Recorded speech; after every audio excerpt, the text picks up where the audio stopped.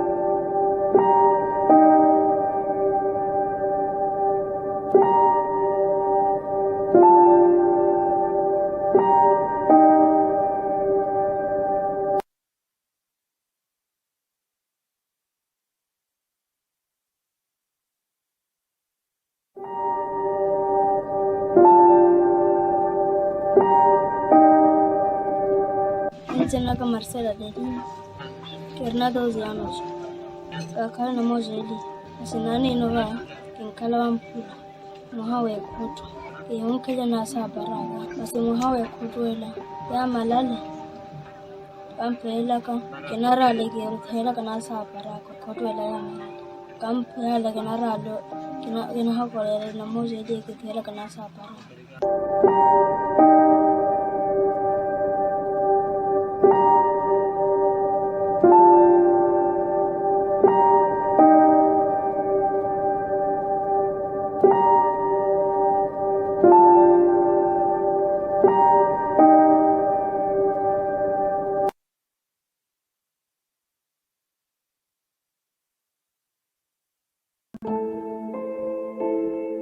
سلام، من مجدایم 11 ساله‌ام، صنف اول بیم از کشور افغانستان.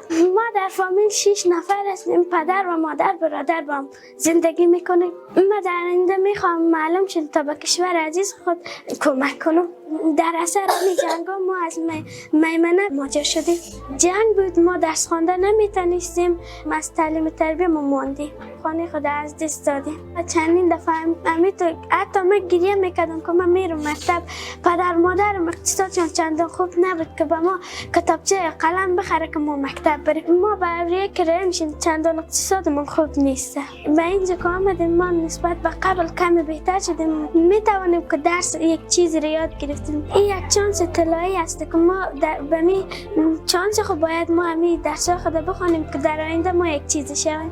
اگه درس نخونیم ما در آینده آرزوهای ما هیچ میشه. ما نمیتونیم در آینده برای خود یک چیزی شویم یا برای کشور عزیز خود ما خدمت کنیم.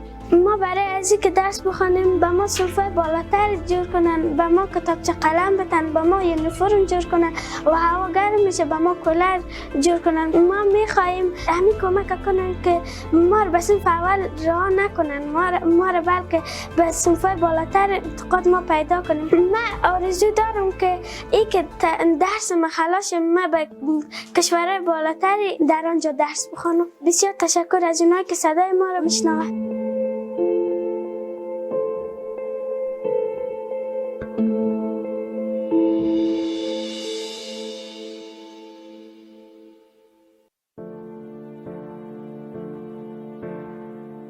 سلام، زن سراماد یم د دیال سکولم د افغانستان خبره کوم.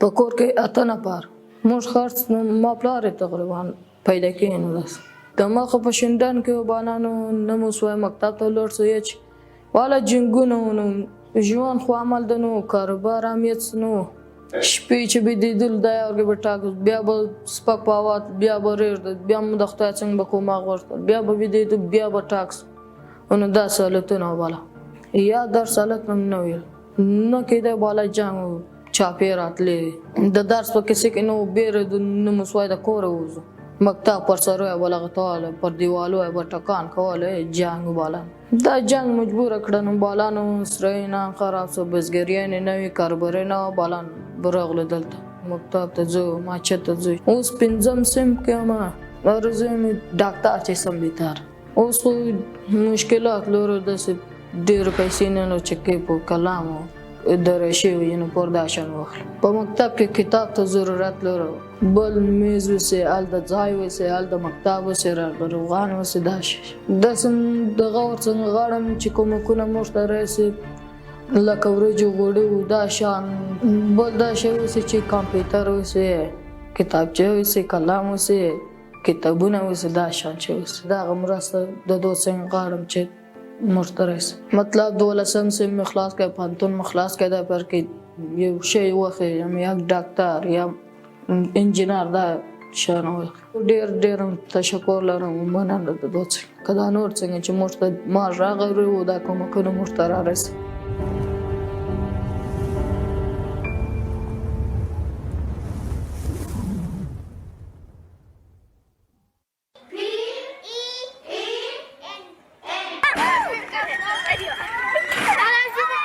ስሜ ማሌክ ክብሮም ይባላል። የመጣሁት ከአደርቃይ ነው። እድሜ 12 ነው። የትምህርት ደረጃዬ 3ኛ ክፍል። በጦርነቱ ወቅት ከአክስቴ ጋር ነው የመጣሁት። እናትና አባቴ ከዛው ነው የቀሩ። እስካሁን አልተገናኘንም።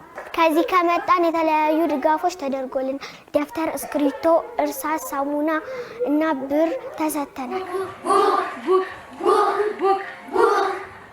በጦርነት ምክንያት ከዛ ያላገኘሁትን ትምህርት በቤቴ ፕሮጀክት ከዚህ መማር ችያለሁ።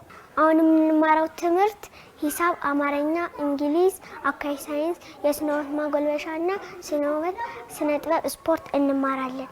በጣም የምወደው ትምህርት ደግሞ ሂሳብ ነው። ወደፊት መሆን የምፈልገው መምህር ነው። ልጆችን ማስተማር እፈልጋለሁ። ጓደኞቻችን ጋር ደግሞ እናጠናለን፣ እንጫወታለን፣ የተለያዩ ቁሳቁሶች እንሰራለን። ቤቴ ፕሮጀክት ከአንደኛ እስከ 3ኛ ባያስተምረኝ ኖሮ እኔም አንደኛ ክፍል እገባ ነበር። አሁን 3ኛ ክፍል ስለገባው ቤቴን ፕሮጀክት አመሰግናለሁ።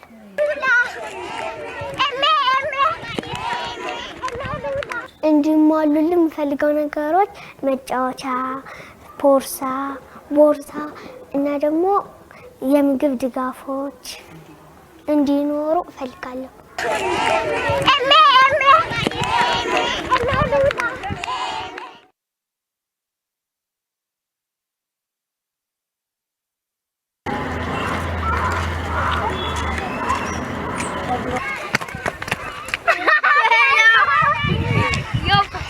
ስሜ ሲሳይቻለ ይባላል። እድሜ 12 ዓመቴ ነው። በጦርነቱ ምክንያት ወደ ደባርቅ መጥቻለሁ።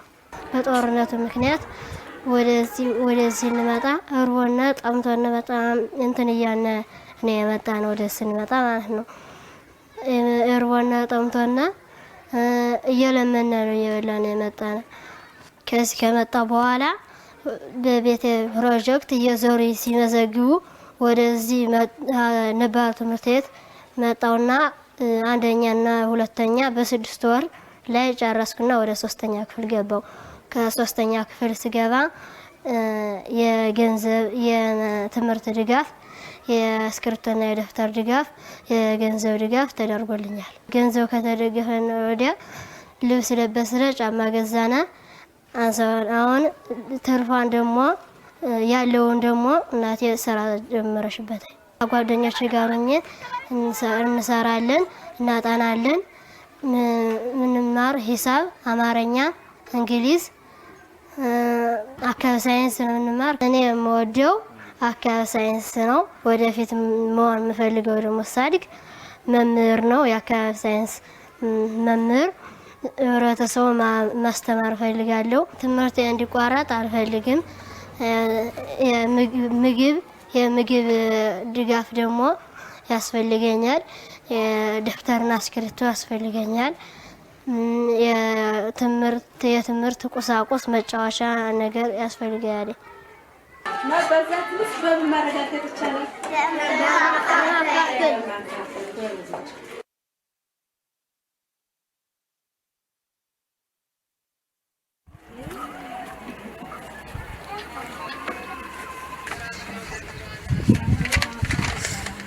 ስሜ ተመስገን አምላኬ ነው።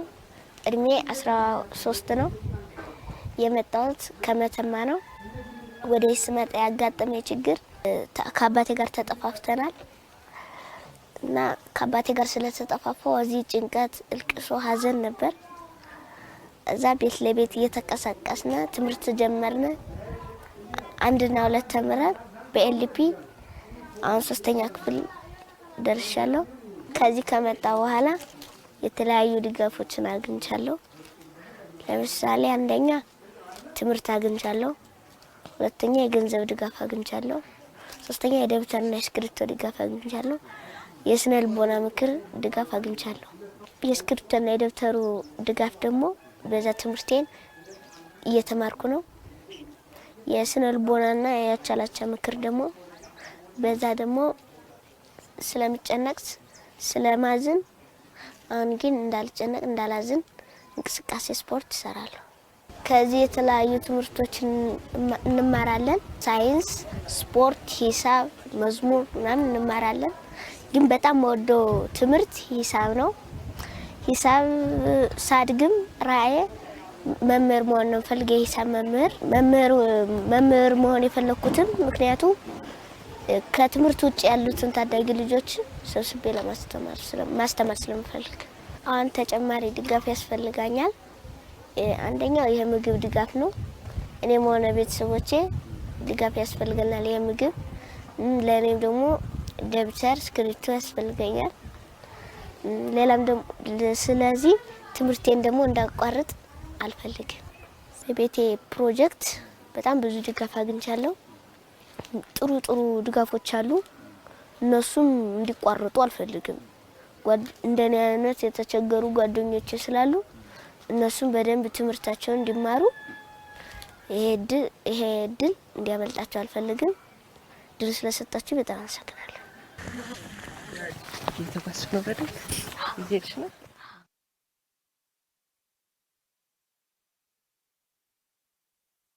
Mi nombre es Yuleida Luna, mi edad es de 20 años, vivo en el corregimiento de Campo 2, municipio de Tibú, zona afectada por el conflicto armado de Colombia.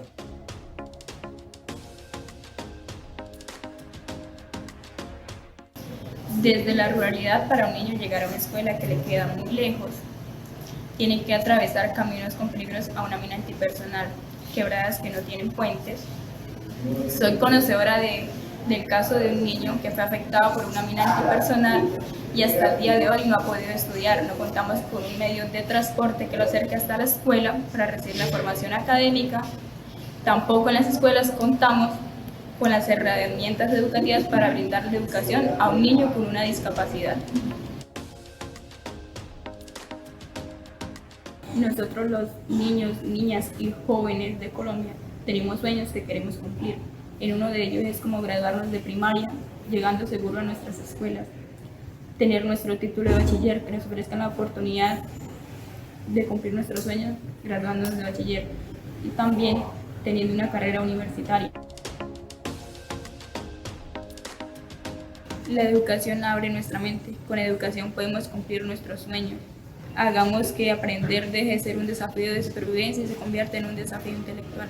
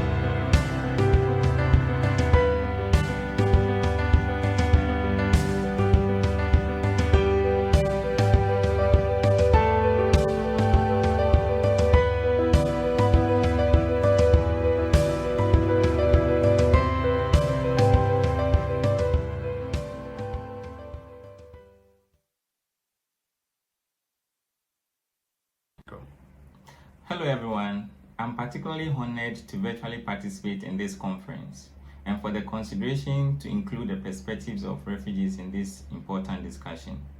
My name is Felix Sise, a Sierra Leonean refugee living in Ghana. To sum up my lived experience, I have spent almost all my life in a refugee camp. When I was a child, my parents and I fled the civil war in Sierra Leone to Ghana. And living in a camp initially was a safe haven until experiences of agony became a reality for me. Education was nearly impossible to obtain. At age 12, I began to work menial jobs to pay for school and support my family. That situation robbed me of valuable study time and hampered my academic potential. But thanks to the Daffy Scholarship Program, that offered me a chance to attain tertiary education. Today, that opportunity has equipped me with skills to thrive and to give back to my society.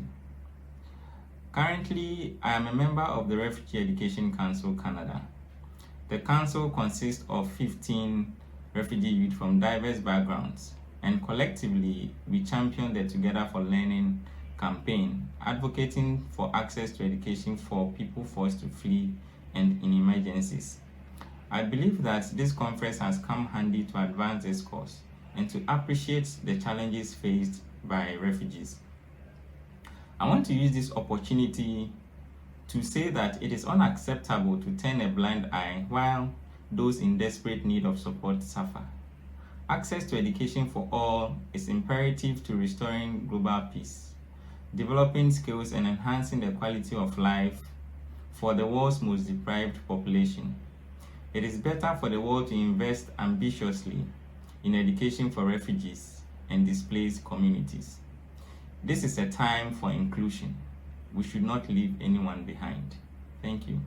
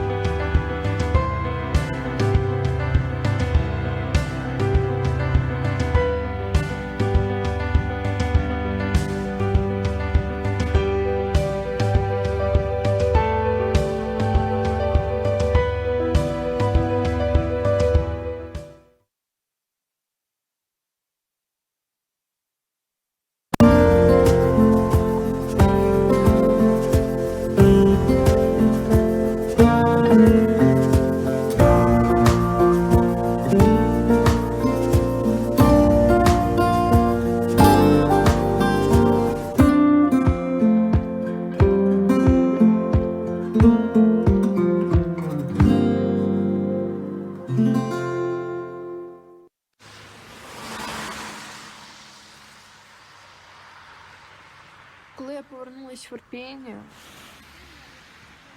я побачила зруйнування, це ніби пекло.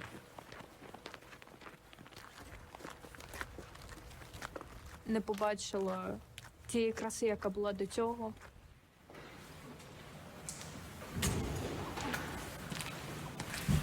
Що я можу сказати європейській дівчинці, якщо вона, звісно, дивиться все це? Як ти ходила в школу, я жила ось тут, ось в мене було таке ж життя, як і в тебе. Я просто... У мене були люди, які мені подобались, хлопчики в школі. У мене була краща подруга, я просто ходила, сміялась там, раділа речам, а потім бац! І все.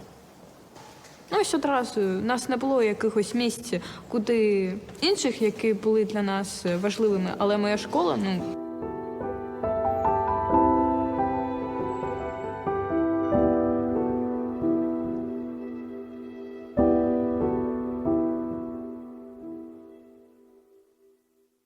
Thank you very much for coming back so promptly from your coffee break. Now, as we were hearing, there are specific provisions in international law that prohibit attacks on schools. But as we were hearing too, schools are increasingly becoming more dangerous places for learners in the last years. And attacks on educational centres don't only kind of end up harming people, children, young students with physical injuries. There's also psychosocial problems which will take place after that, which will need to be addressed. And beyond the destruction of the schools, well, there are other issues that have to be taken into account. Kids dropping out of education altogether as a result of that. And that means that they can then fall victim to being brought into kind of armed groups, which is really quite shocking, and also forced labor. So these are some of the issues we're going to be discussing now.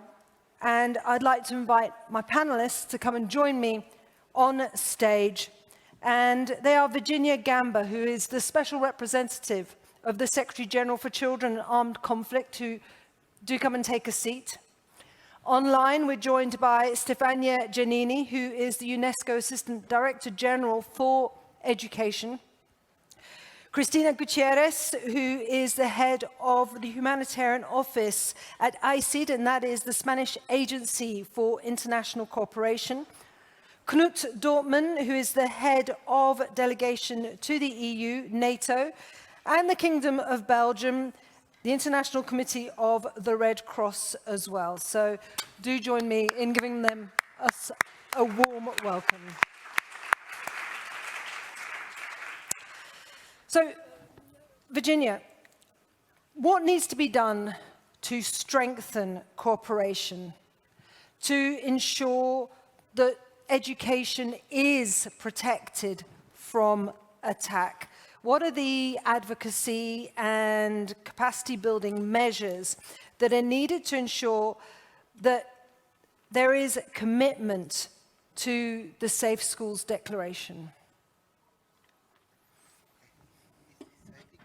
Yeah. Well, thank you very much. I do have some notes because I was told I could not talk more than 6 minutes. So that's the only reason. If not, I would talk forever. But we can still talk forever, don't worry.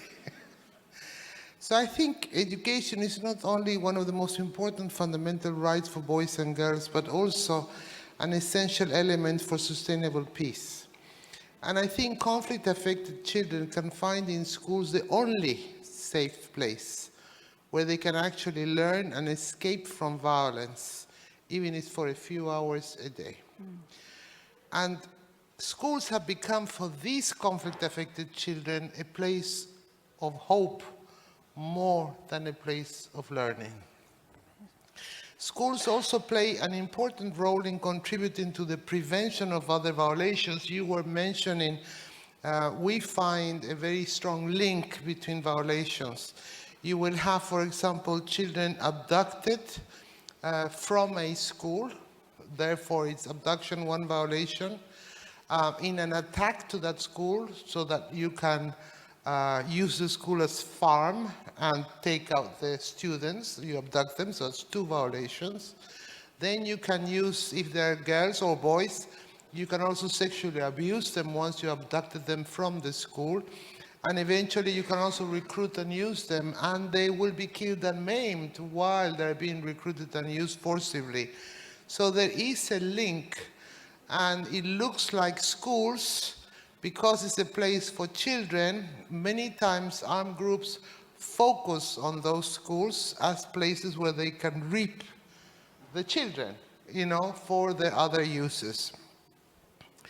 Attacks on schools and also the military use of schools, which is a different type of violation, have really continued unabated without any stop since 2022. In fact, they are on the rise.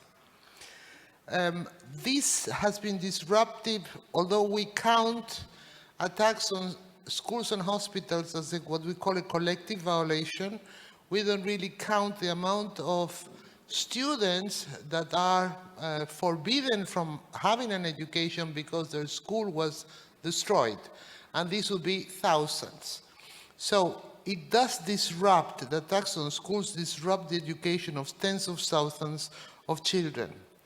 In countries such as in Afghanistan, Burkina Faso, the Democratic Republic of the Congo, Mali, Syria, and Somalia, hundreds of schools were not operational due to attacks, threats of attacks, and general insecurity, and they deprived hundreds of thousands of children from education while exposing them to further violence.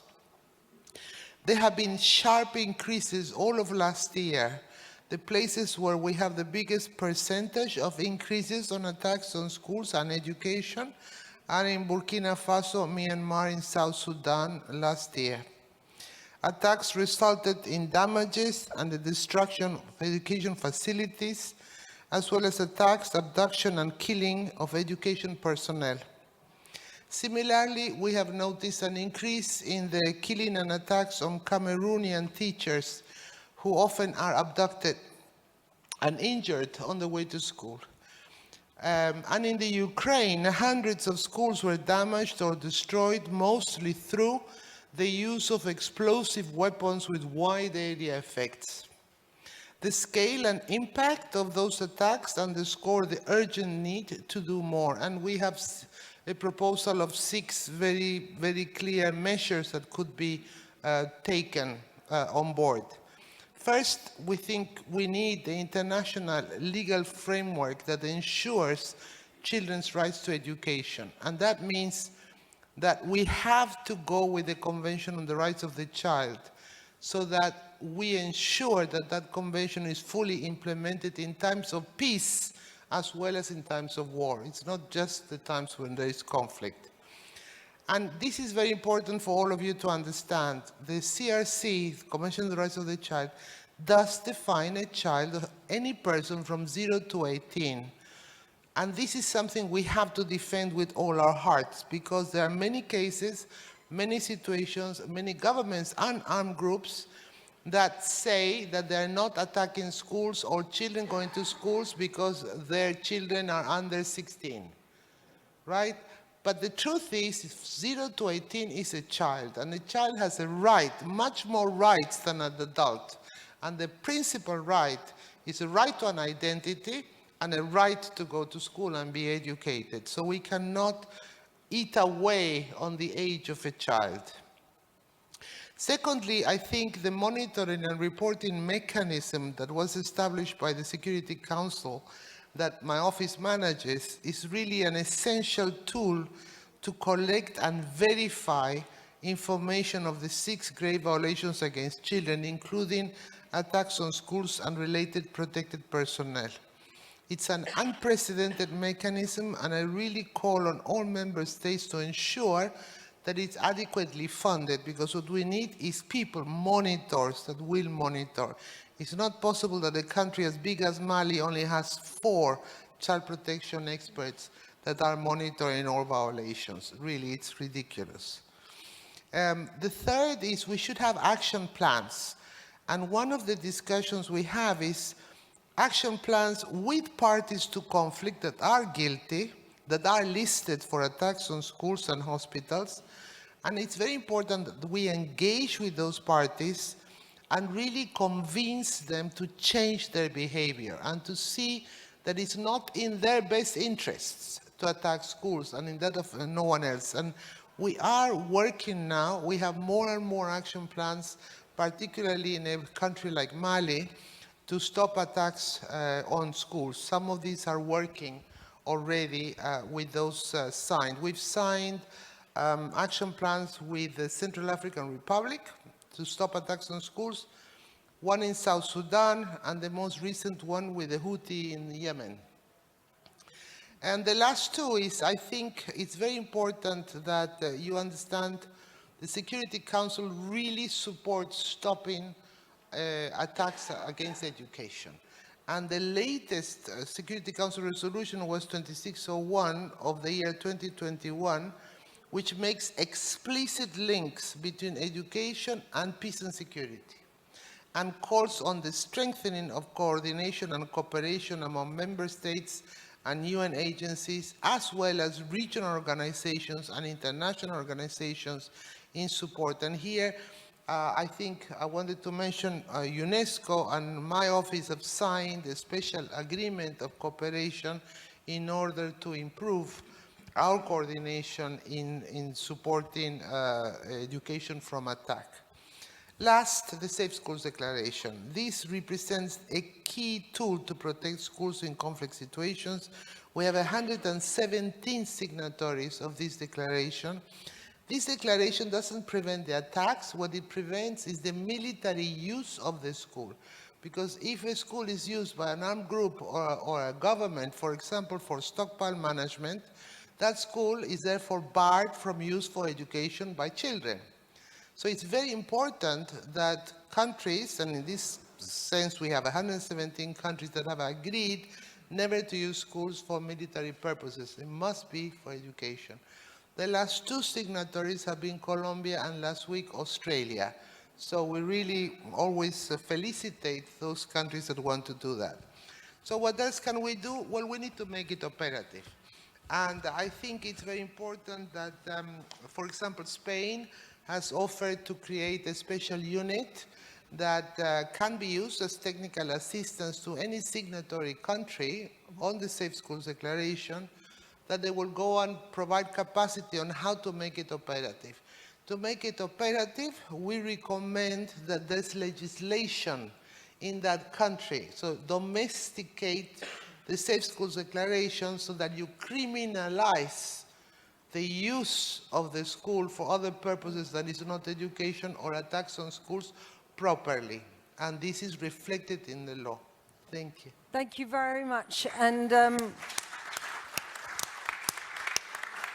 the Safe Schools Declaration is critical, and that does help us see a way ahead and also the progress that has been made.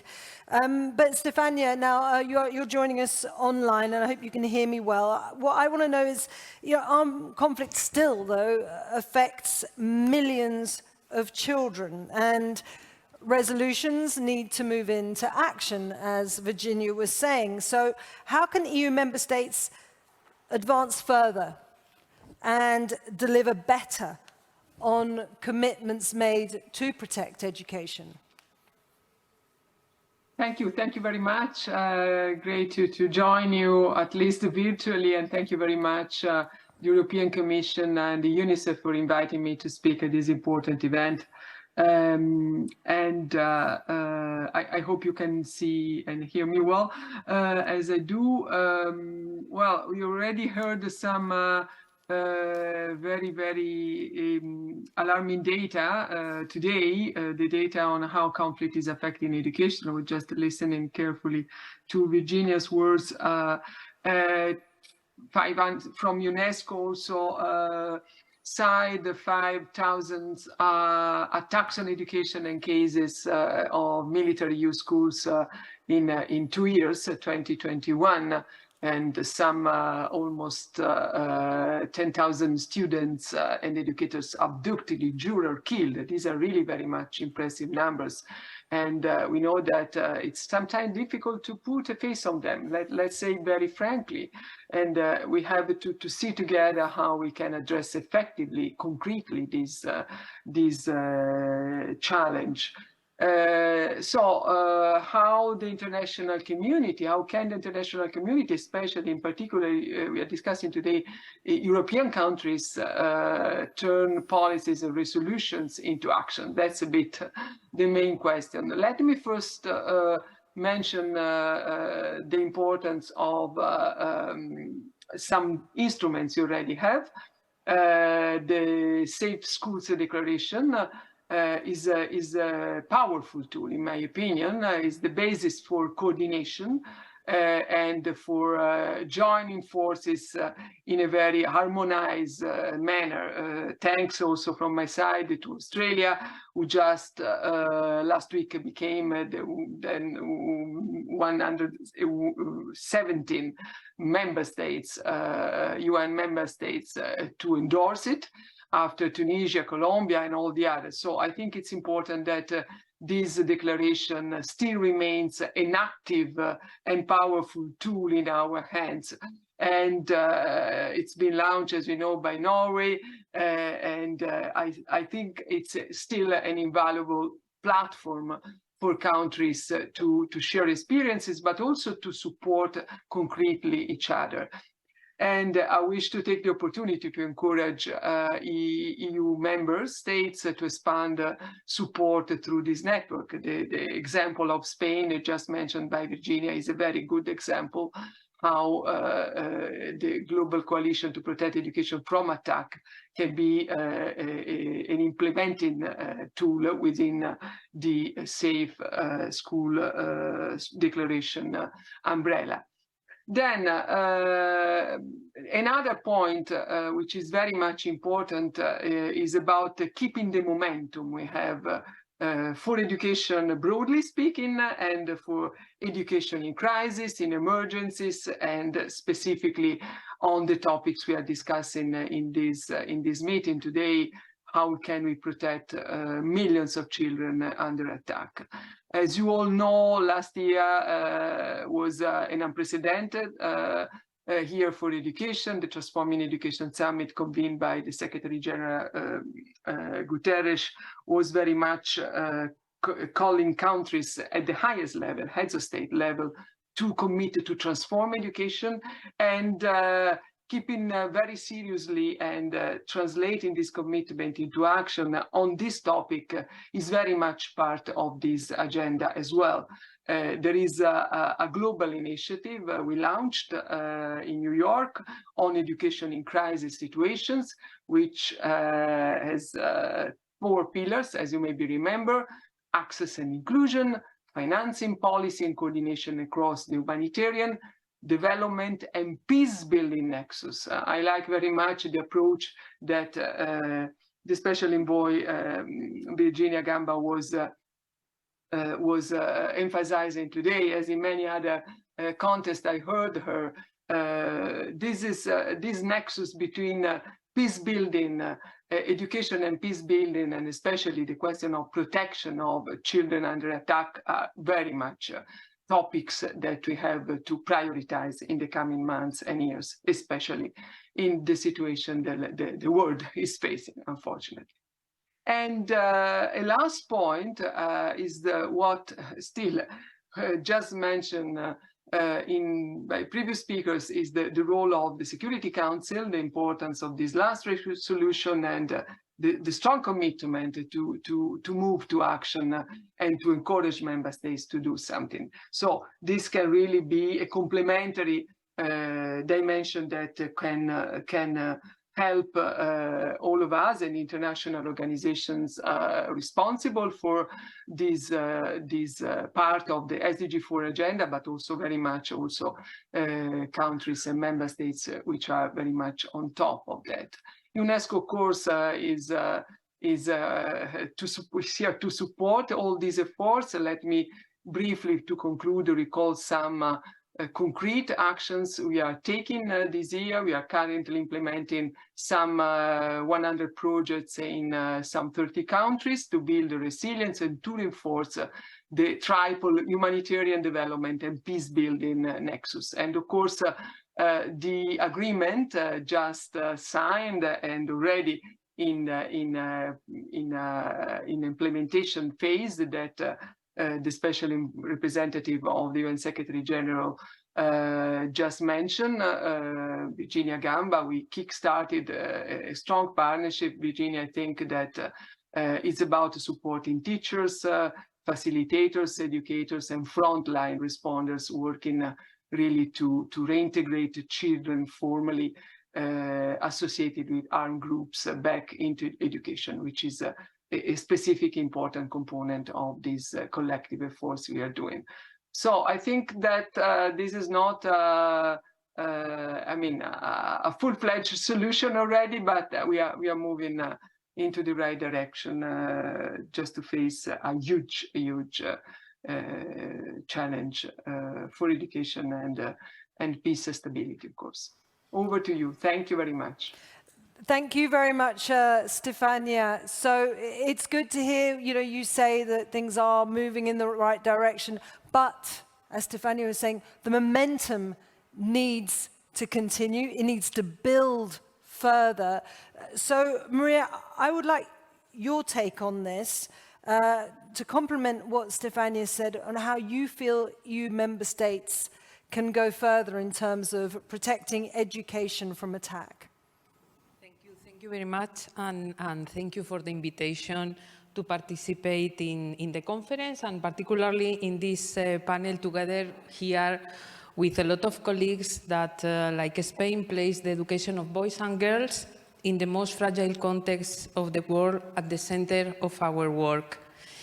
I would like to tell first that the commitment of Spain to education in emergencies arises from the firm conviction that education is essential for human development and the eradication of poverty. And for this reason, in the recent years, we have progressively strengthened the education in emergencies sector.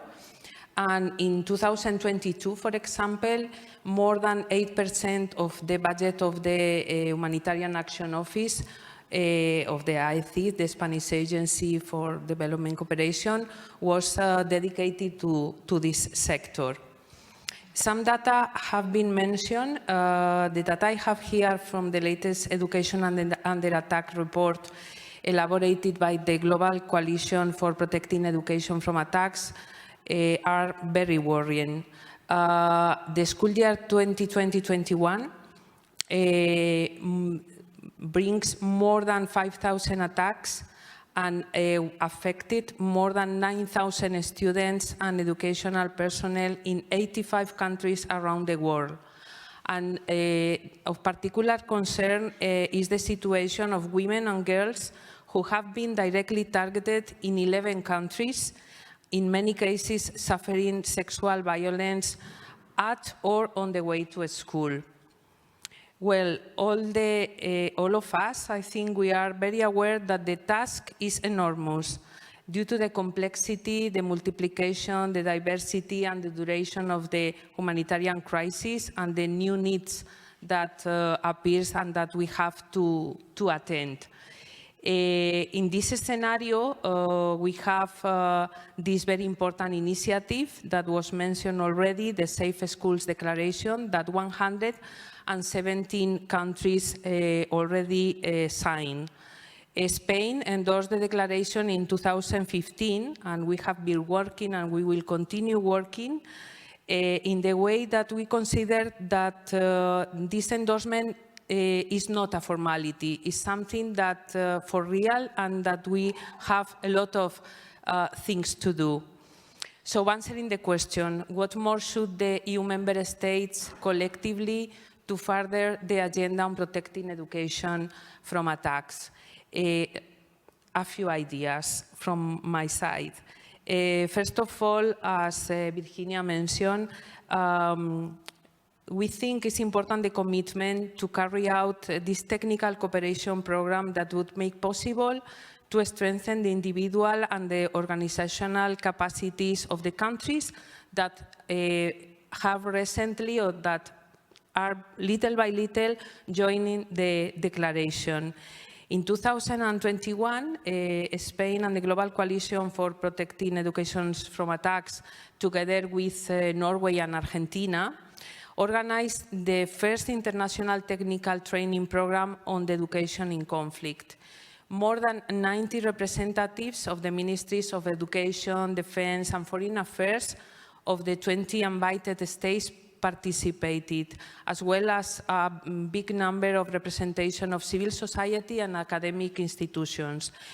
I'm happy to inform you that in the coming months, the second edition of this international training will take place, and also that we are planning for this year specific regional trainings, beginning with the Sahel and Latin America and the Caribbean. We think it is essential to identify these specific challenges for each region. The things are not the same in every country, so we have to act in consequence. And it's important to share experiences and good practices with all the actors involved and seek and find practical solutions. The second idea is, well, we know that international organizations and humanitarian NGOs that work in the field are really essential to channel and to advocate this commitment, and it's important to support them in the agenda.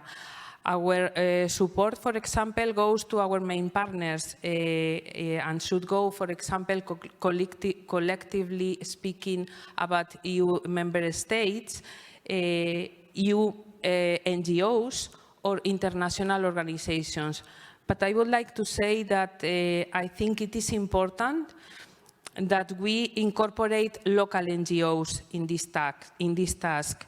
In humanitarian settings and generally in all the countries in development area also, local partners know the context better than anyone, so I think it is very important to involve them and to try to seek and to find strategies to better coordinate between all these actors, international organizations, international NGOs and local NGOs, to coordinate activities and to work in lessons learned and to share information. Another idea, of course, for member states is to increase our resources dedicated to this area. Spain, I think you know that we just approved a new law on sustainable development and global solidarity. And in the law appears that we will increase our official development aid until 0.7% of our GDP in 2030, and includes also a commitment to have this 10% of this budget dedicated to humanitarian action. Well, we propose also to increase the efforts inside this humanitarian action and try to increase this 8% that I was mentioning from the last year, 2022, to minimum of this 10%, and we will try to promote this idea between the EU member states, taking the advantage that we are going to hold the presidency of the European Union in the second semester of this year. And another and the last ideas, we just approved, for example, our humanitarian diplomacy strategy, and also consider education in emergency sector. And for example, is considering that we will support with the deployment of special advisors regarding child protection in the peacekeeping operations, or that we will condemn the attacks and promote the prosecution of that kind of crimes. Well, finally, the commitments that all our states have made adhering to the declaration, and if I am not wrong, 24 of the 27 member states of the European Union are inside, they signed the declaration. So all these commitments should be translated into concrete measures. So I think that if we work collectively, the possibility of success is much bigger. Thank you. Thank you very much. Thanks so much for all those kind of concrete solutions, which are really very helpful, I think, because it draws on a lot of that's been discussed. Now, in my introduction, I talked about international law and provisions in international law to prevent attacks on schools, to try and stop combatants from targeting schools, targeting children. So I'd like to bring Knut in here. You looked rather surprised when I said your name, but Knut, what I would like to know is, how does international law actually do that? And from your perspective, could you give us some examples about employing international law to actually stop these attacks? Sure. Thanks a lot, and thanks a lot for having me here at the panel. Indeed, Virginia, you have given already quite some leads to what I was going to say. International humanitarian law indeed contains several provisions that are really geared towards ensuring that education is protected in armed conflict, and this in various ways. There are certain general provisions that make sure that stress the importance of education, also in very particular in sensitive situations, like when you're in a situation of occupation. Also, the occupying power has to facilitate and continue to facilitate the running of education. You have also specific rules that protect education when persons find themselves in places of detention, civilian internees, and then also a particular emphasis on children that are orphans or separated from their families. So really focus on the most vulnerable and highlighted. Then obviously there are then also provisions that are much more related to the conduct of hostilities.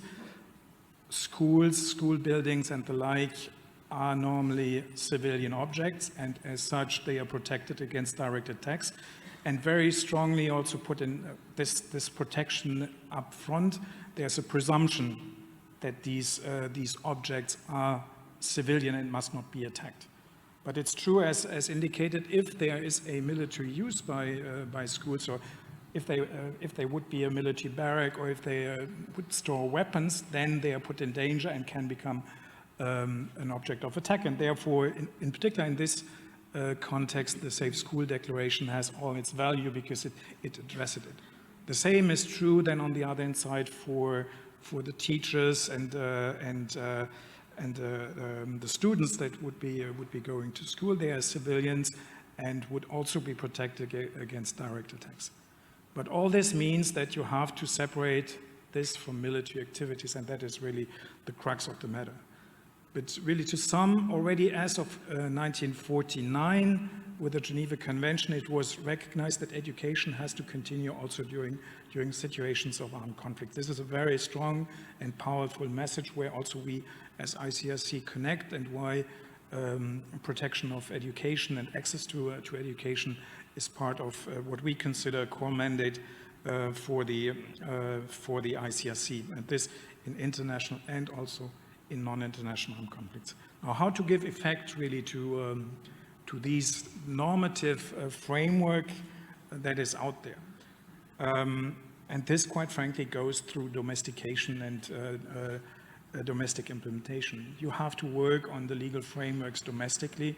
You have to work with the armed forces, with the armed groups, to ensure that they integrate these rules and respect it then also in practice. So you need this dialogue with the actors. And I think that's really where the ICRC also comes in, because of its neutral, impartial work that we are doing. We have normally the capacity to get to, well, to engage with these actors and try to influence, but then also to get to the heart, to reach areas that we can work across front lines, or in places where, for instance, also then government actors would not have access.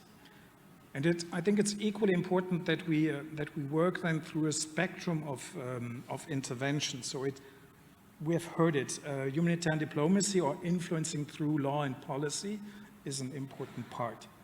But then equally important is what we would call at the ICRC doing protection démarches. It means if we see that there are particular problems in the way parties to a conflict are operating, that we engage directly with them. But then also to make the connections with our assistance programs, and all this together really to increase, hopefully, protection of education and school safety. There are perhaps some examples that, obviously I'm not going into particular context, but things that we have been witnessing and achieved over time. It's really through discussing with military commanders to make sure that they place their military installations away from schools and access routes. Because if you have a distance, there's not that much risk of collateral damage. And you will not then create risks for students and then their teachers. Or that we engage with non-state armed groups to try to influence that they issue sort of directives to their fighters that are geared towards respect for education and then also for schools. So what I try to say to you is really it's important to create and maintain really a dialogue with those who are responsible to achieve protection for education. The second dimension of our work is related to our work for passive protection measures for education facilities, in particular close to front lines. So work that we are doing in providing blast film for windows, having protective walls and safe rooms, things that we have been done frequently really at the line of contact between Armenia and Azerbaijan, to repair and equip then schools and kindergartens, that they have really a safe space and protective environment to continue education. And then finally, another key area for us is to work in the field of risk awareness. Because also through our reading of the situation, engaging then with school authorities, with the children, simply to to draw their attention to particular risks and to organize them the work so you can, what specific risk management issues, it can be related to risks of mines and other unexploded ordnances that children are finding then their way in a safe way to school and can then follow education or feel safer at least in school. As others have said before, all this and the motivation for us is really geared towards, I think you said it, to have a signal of hope that is there, and that also from the mental perspective, in terms of resilience, in terms of more stability and helping mitigate really the risk of armed conflicts and violence in the future. And in addition, and I would say incidentally, we hope that through the fact that children can continue to go to school and be there, that we reduce at the same time the risk of abuse and exploitation, that child labor, child marriage, sexual abuse, and child recruitment is further reduced. Voilà. Thanks a lot. Thank you very much, Knut. That was extremely clear and really some very important points there to take in. We're going to have to move on and take some comments from the floor now. And do remember, we're going to also have a little question and answer session after this. So have in mind a few questions for our panelists. I would like to give the floor now, though, to Maria Agnese Giordano, who is from a Global Education Cluster Coordinator, and I believe is in the room there, raised her hand. It's just coming to you. Thank you so much, and thank you for giving me the word. So for people who don't know what is the education cluster and the global education cluster, it is one of the mechanisms as a part of the interagency humanitarian responses. It's led together by UNICEF and Save the Children, and we are present in all those countries you were just talking about, 30 countries by now. And one of the main functions is to bring partners together, assess the situation, come up with the needs assessments and response plan, and we also support monitoring of attacks on education together with child protection area of responsibility. And that's an area where we have also done quite a bit of research and guidance, and we have more and more countries requesting the support and the guidance, not only because there is the aspect of course, verification, but there is much more information that we can gather. But what I would like to share with you today is that when a school is attacked, it's not only the bomb and the bullets on that school, a whole community is shut down.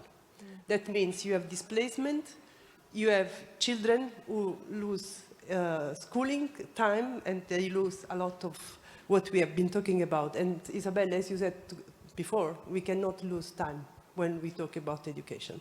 So together with DG ECHO, but also with UNESCO, Save the Children, UNICEF, NRC, and other partners, we have worked on rapid education responses.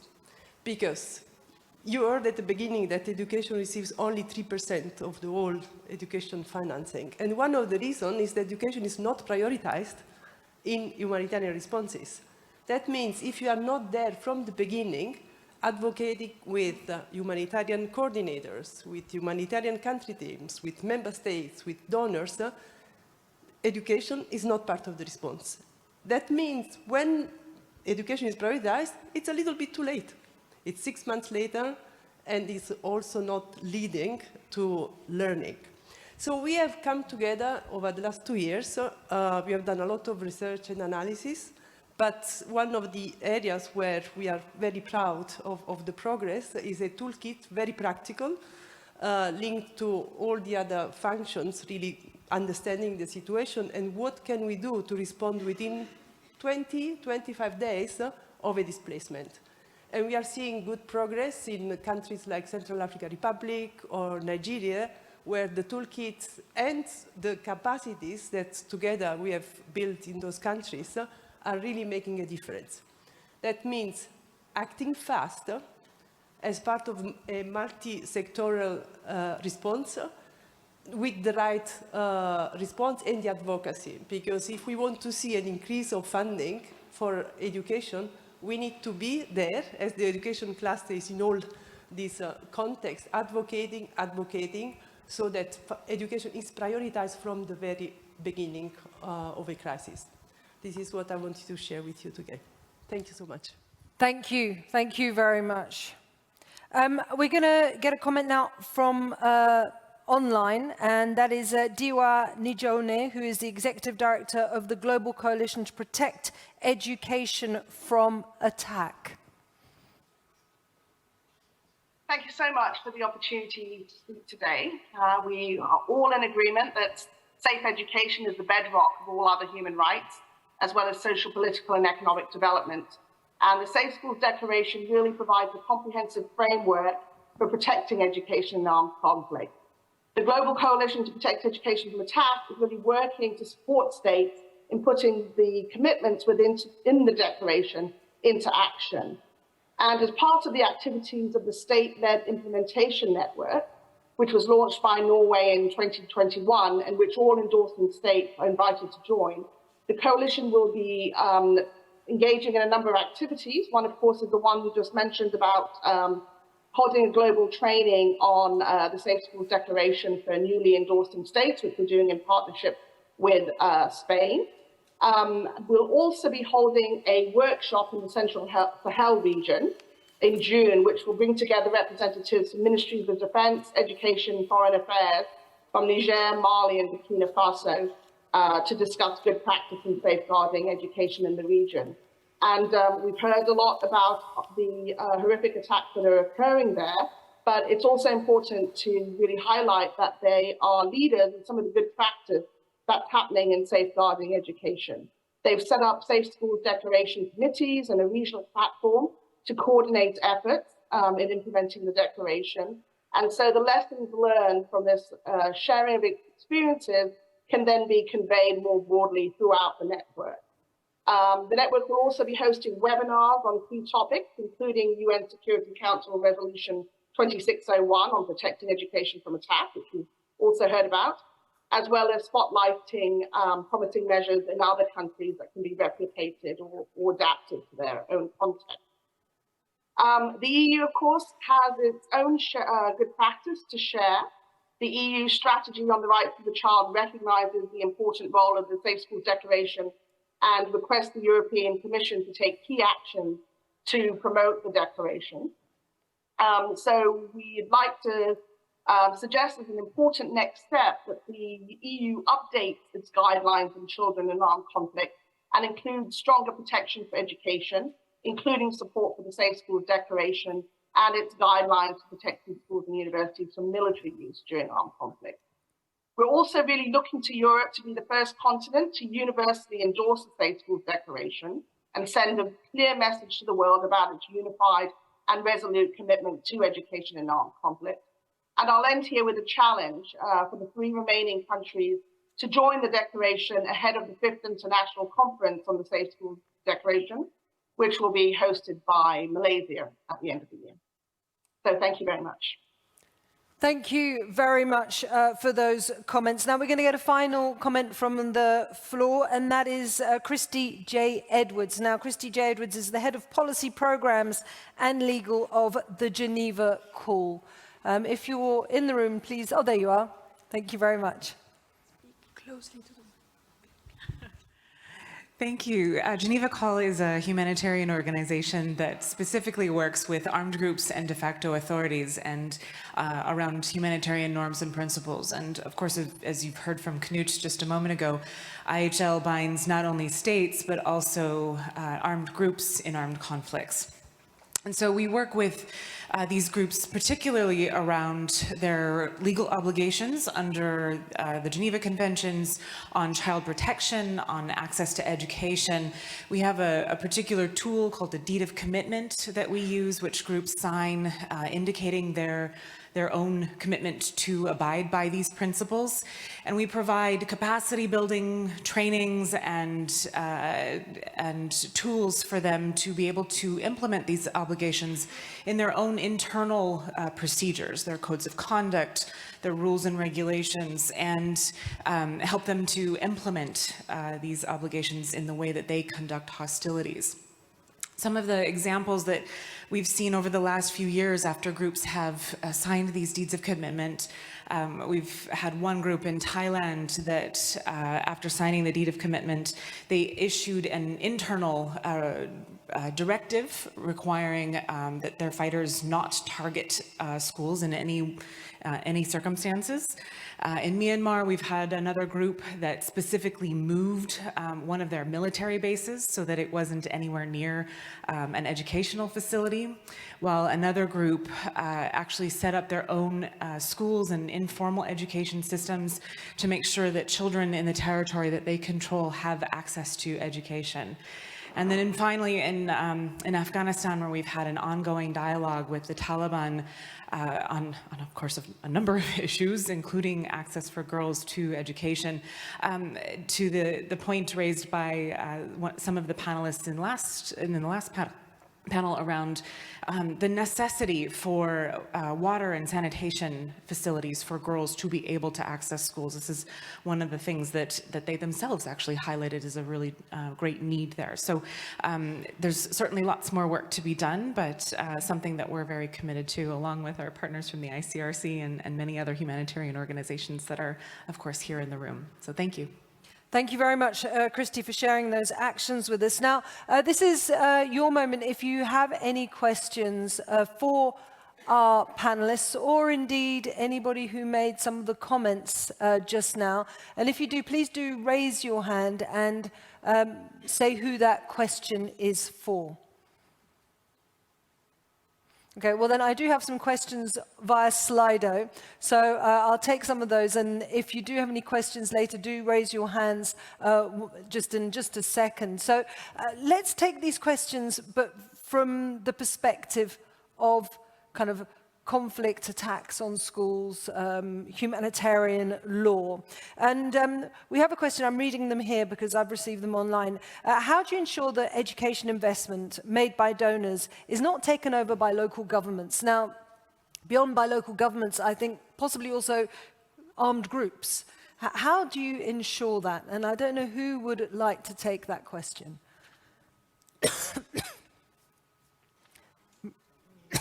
Thank you, Maria. Maybe as a donor. Well, in our case, it's a little bit easier, I would say, because the Spanish Agency for International Development Cooperation has humanitarian aid and development aid under the same roof. So at least in places where we have field offices, we are trying to work under the Nexus approach. And this means that when we are doing efforts in education in emergencies, we expect the other side, the development, ready to take the place when will be the moment, or even parallel in the same moment, they can continue working with local authorities in the strengthening of education, but we are there to work on the other side. So I think this is the way. If not, if you don't have a field office, I mean, talking with the local governments seems very, very important to have continuity in this kind of matter. Thank you very much, Maria. Now, I think we'll have to take this next question in a broader perspective, and maybe we'll get your insight here, Virginia. In terms of everything that you build and you plan, how do you ensure that the child is at the center of all of that? And that is a question I received on Slido, but I just memorized it. Well, I absolutely think that everything we do, not just education, should be child-centered and child-focused. I always believe that. I think we're a long way away from that. but I want to give you an example, an excellent program that I remember Save the Children, I think it was Sweden, that conducted a few years ago, a couple of years ago. It was an excellent program. They started connecting in high schools in Europe with the high school through laptops in conflict-affected regions so that children could talk to children. And out of that debate and that discussion came up very practical recommendations from children in conflict-affected places where they actually said really important issues. And I had a chat with all of them at one point. And I was so impressed. I mean, I remember, a simple recommendation. Please make sure that there's lights on the way to school, that there is at least one bulb of light.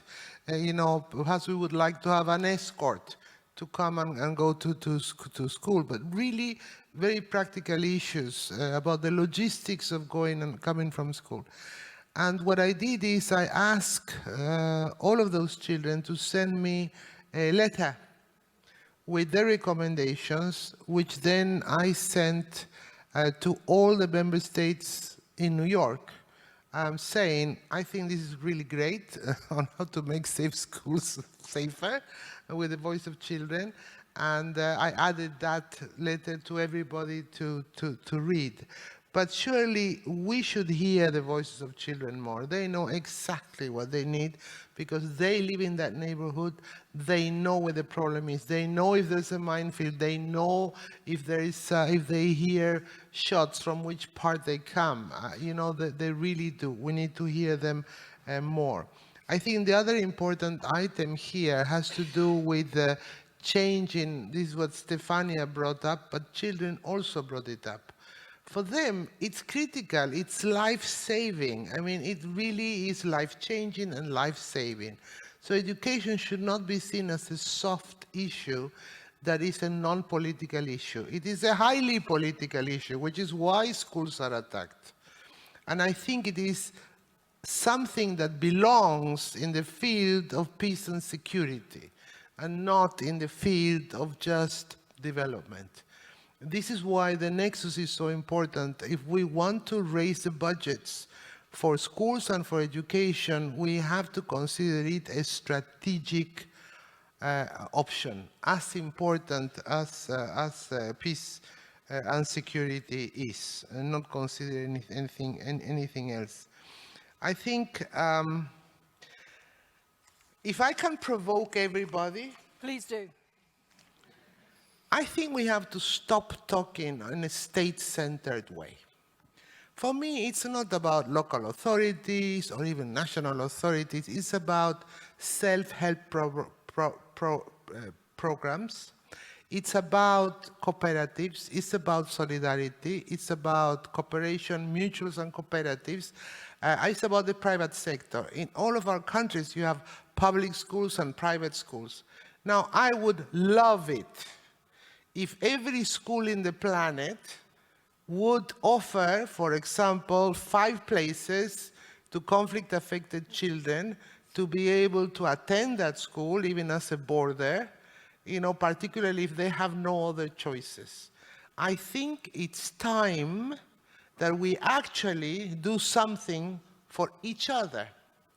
And I want to call your attention to what happened last week. I don't know if you noticed that that was brokered by IOM in Geneva between a school of girl boarders in Kabul, high school girl boarders in Kabul, some of them still exist, and a school of girl boarders in Rwanda, where they facilitated that these girls that were in Kabul were able to live and go and continue their education in the boarding school in Rwanda. Now, why can't we not do that everywhere in the planet? We say, okay, we take 20 girls, we pay for them. Why must be an issue of the local authority? Let's do it. Let's do the mutuals of schools worldwide. I think that call for solidarity is a very important one because ultimately that's what this is all about. Now, unless there are any other questions, there is a question. Okay, then let's take a quick question. Please, could you say who you are and who your question is for? And I know you have to dash, so Maria has to grab a plane. So you disappear off, but do ask your question in the meantime. Hello, this is Macarena from Entre Culturas, a Spanish NGO working in 40 countries. I was addressing the question to Christina, but then I'll address her later. I was wondering, because you mentioned about the 20% on education in emergencies from the ICT budget, but then after you said about the 8%, so if you could precise what amount when you're referring to, like very, very quickly, because we follow up the Spanish ODA from the Global Campaign of Education in Spain, which I also represent. And I would like to address a quick question to the lady from the Global Education to Protect Schools from Attack. So if they have any recommendation of how us as civil society can reinforce the endorsement and how to follow up on the Safe School Declaration as civil society and NGOs that work locally. Thank you. Okay, I'll let Christina quickly. Well, clarification. It was in 2022, we have dedicated 8% of the humanitarian budget for education in emergencies. And the proposal is to try to reach the 10% at least that, for example, ECHO is dedicating. This is the idea. Okay, thank you for the clarification. Now you must dash and get your plane. And there was a second question there, I think, was it for Knut?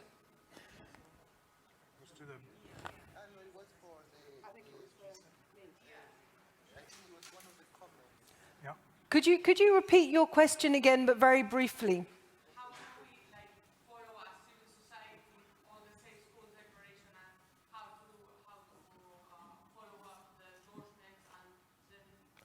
Okay, so how to follow up on the Safe Schools Declaration in concrete terms. You're being designated, Knut, to answer that question. Well, I think any promotion that you can do to encourage then states to join, I think that's already quite important to do. I think that's the essence. You want to increase the number of signatures and then also follow-up action that is done. The way we function at the ICSC, we obviously are very happy with the declaration that is there, and if then in our discussions with members of the armed forces and then also armed groups, we use it as a tool as well to further what is, I would call, the hard law coming from international humanitarian law, because some of the actions simply go beyond what the law requires, but go right in the right direction to enhance the safety of education in schools. So it's an excellent tool to work with, and you have to find then the right angles really that it connects them also with those who have to apply it. You have to find the ways how to engage with the military, that it's useful, and that afterwards they put it in practice. Microphone. I think also something like radio dialogues. I mean, if you're talking civil society, I think you have to talk a lot. I think you have to do dialogues, you have to do campaigns, you have to put up, the journalists should do notes about this in the newspapers or in the radios. I talk, and you do talk a lot with both governments, mostly with governments, because we ask governments to sign the Safe Schools Declaration. And many of them have told me, I would love to do it, but I can't. And I said, why can't you? And usually it's on the basis of two principles. The first one, that in many countries with vast territories, when new towns were being built, they were built in such a way that to attract people to the town, then they would have the church, they would have the school, and then they would have the police station next to the school to provide safety for the students. I mean, this was the mentality, like 50 years ago, 100 years ago. So for these countries to be able to sign the Safe Schools Declaration, they believe they will have to use resources they don't have to move the police station away from the school or move the school away from the police station. Why? Because if there is an attack by an armed group or bandits, a criminal group, drug trafficking group, they're going to go for the weapons inside the police stations or for people detained in the police station. And therefore, the children might be barred from either entering, coming, or being hit. So I think there is a logistic behind. It's not just it's an ignorance, one, and two, the logistics behind it. And I think we have to take this into account. The other big issue that they tell me has to do with something benign, saying, you know, schools, normally, when they're not occupied, i.e. in the summer or in the weekends, are sometimes used as electoral centers. We've seen in Afghanistan in the past, every single time there were elections, and these were held in the schools were attacked, always, because you're attacking the electoral center and it happens to be in a school. Other countries, like in the Philippines, have told me the problem is we flood, we have hurricanes, we have typhoons. When people have to be evacuated from their homes because of a natural disaster, the place where they naturally tend to go, where we tell them to go, is schools for assistance. So there are a number of items that can all be fixed if there is a dialogue and there's less fear from governments to sign in these things. I have often told them, it's simple. Explain your problem, put a caveat, and say, it will take me 15 years to move all my schools away from police stations, but I want to sign now, but you have to understand that this is my problem, but just sign it. And disaster relief, I think there could be a caveat or an exception on humanitarian issues. Elections, I don't have an answer for, but I think it's wrong to have elections in schools anyway. They do attract violence, I'm sorry. So over to you, Nut. I don't know if you want to add. No, I think you said exactly the right things, but even without signing, you can use the declaration in your dialogue. And I think that's the effort really that one has to do, and that certainly the ICSC is doing through their armed forces and security forces, or the delegates or other delegates, to try to find then the right contextual hook that you make it operational in context. In any case, anything that you're doing in terms of training of IHL, if you're not doing it with the cultural situation in mind and the specific operational context in mind, you will not succeed. You cannot do it a textbook. You have to contextualize. And for this purpose, I think for us also the Safe School Declaration is a very useful tool, independent of signature or not. Thank you very much. Thank you very much to our panelists. We're going to have to kind of whiz on to our next panel, but I think it was so interesting to end with these kind of very practical yet complex solutions to safeguarding schools and the children. So a big round of applause, please. Thank you. Thank you.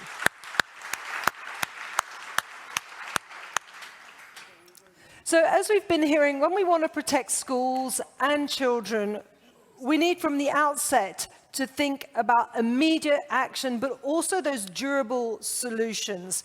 And this, again, as we've been hearing, this is what's wonderful about this panel. We're going to be bringing in a lot of what we've been hearing today, needs to create linkages and synergies and complementarity between humanitarian and developmental approaches. We've been talking about this nexus. So do join me in welcoming our next speakers, and they are Yasmin Sharif, who is the Director of Education Cannot Wait, who is going to join us online, in person. Online, we have Carolina Estroya, who is the Director for Bilateral Cooperation at Camões and from Portugal, Rebecca Telford, who is the Chief of Education at the UNHCR,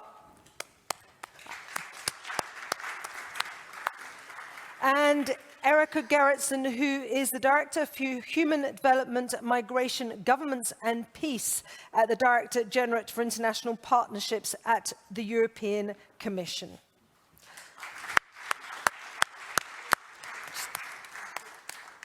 Thank you very much for joining us on this, where I was saying we're going to really be focusing on this nexus. Everyone has a microphone.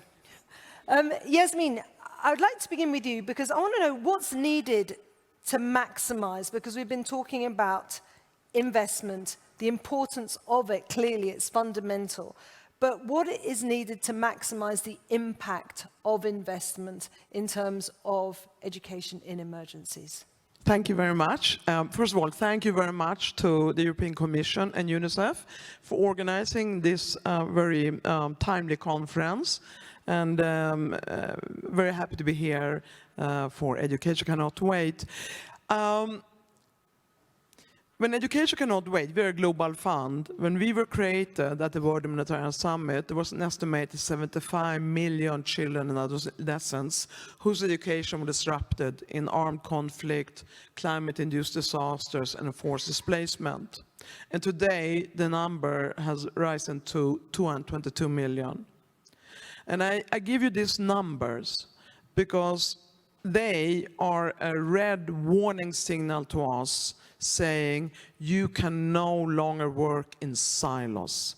You can no longer compete over funding, working in separate directions, uncoordinated, and build barriers between the humanitarian and development actors. So the answer is to work through the humanitarian development nexus, through humanitarian development coherence, and bring everyone together. And I will elaborate on that because humanitarian development nexus means joint programming. It means that you make the assessments together, you develop the program together, you are in the program together, and you complement one another, and you deliver together. And that's the standard set for ECW and all our partners, including European Commission, which has set a standard, record standard for all our strategic donor partners of 10% to education, whether you represent the development side of the European Commission or you represent the humanitarian side. And I think that's something for all member states in the European Union and beyond to learn from, because that is the answer, is to increase the funding, but also to work together in the offices and most of all at the field level. But I'll get more into that, what it looks like in reality when I get the time next time. I mean, we're gonna let others speak. So I'll elaborate on it further later on. Fantastic. Thank you so much. Thank you so much, Yasmin. And it's very important, as you're saying, there has to be this joined up approach when it comes to this. And I'd like to bring Carolina in now, because I'd like you to tell us a little bit more, about the opportunities to build on experiences, the opportunities to build on evidence-based policies and advocacies. What's been gained so far, but also then what needs to be done next to have more impact in terms of making the most of what we have and really make a difference when it comes to education in emergency situations. Thank you, Isabel, and let me just greet my fellow panelists and today participants. I would say, answering your question in fewest words, I would say that there is opportunity precisely to use our experience and evidence-based policy and advocacy to use in terms of education in emergency commitments. And I hope during the next minutes be able to prove this, and particularly to look to this issue in a more holistic approach. So all of us agree that education is a fundamental right, which is key to promote poverty reduction, sustainable development, and peace. And quality and inclusive education is one of the most prominent equalizers in society, duly reflect in Agenda 2030. Within this chapeau, our brand new Portuguese cooperation strategy points out education both as a human right and a factor of economic growth, social development and cohesion, key to accelerate progress on all SDGs. Just to give you some figures, Portugal allocates between 14 to 16 of its ODA to education. This is revealing how Portugal has been investing in a consistent manner in supporting its main development partners, strengthening their education systems and national and local capacities in a sustainable way. So you may say that Portugal sees this as an investment to eradicate poverty, combat inequality, and promote a global, sustainable, equitable, and inclusive development based on respect for human dignity and leaving no one behind. For us, investment in people is the main basis for driving real transformation.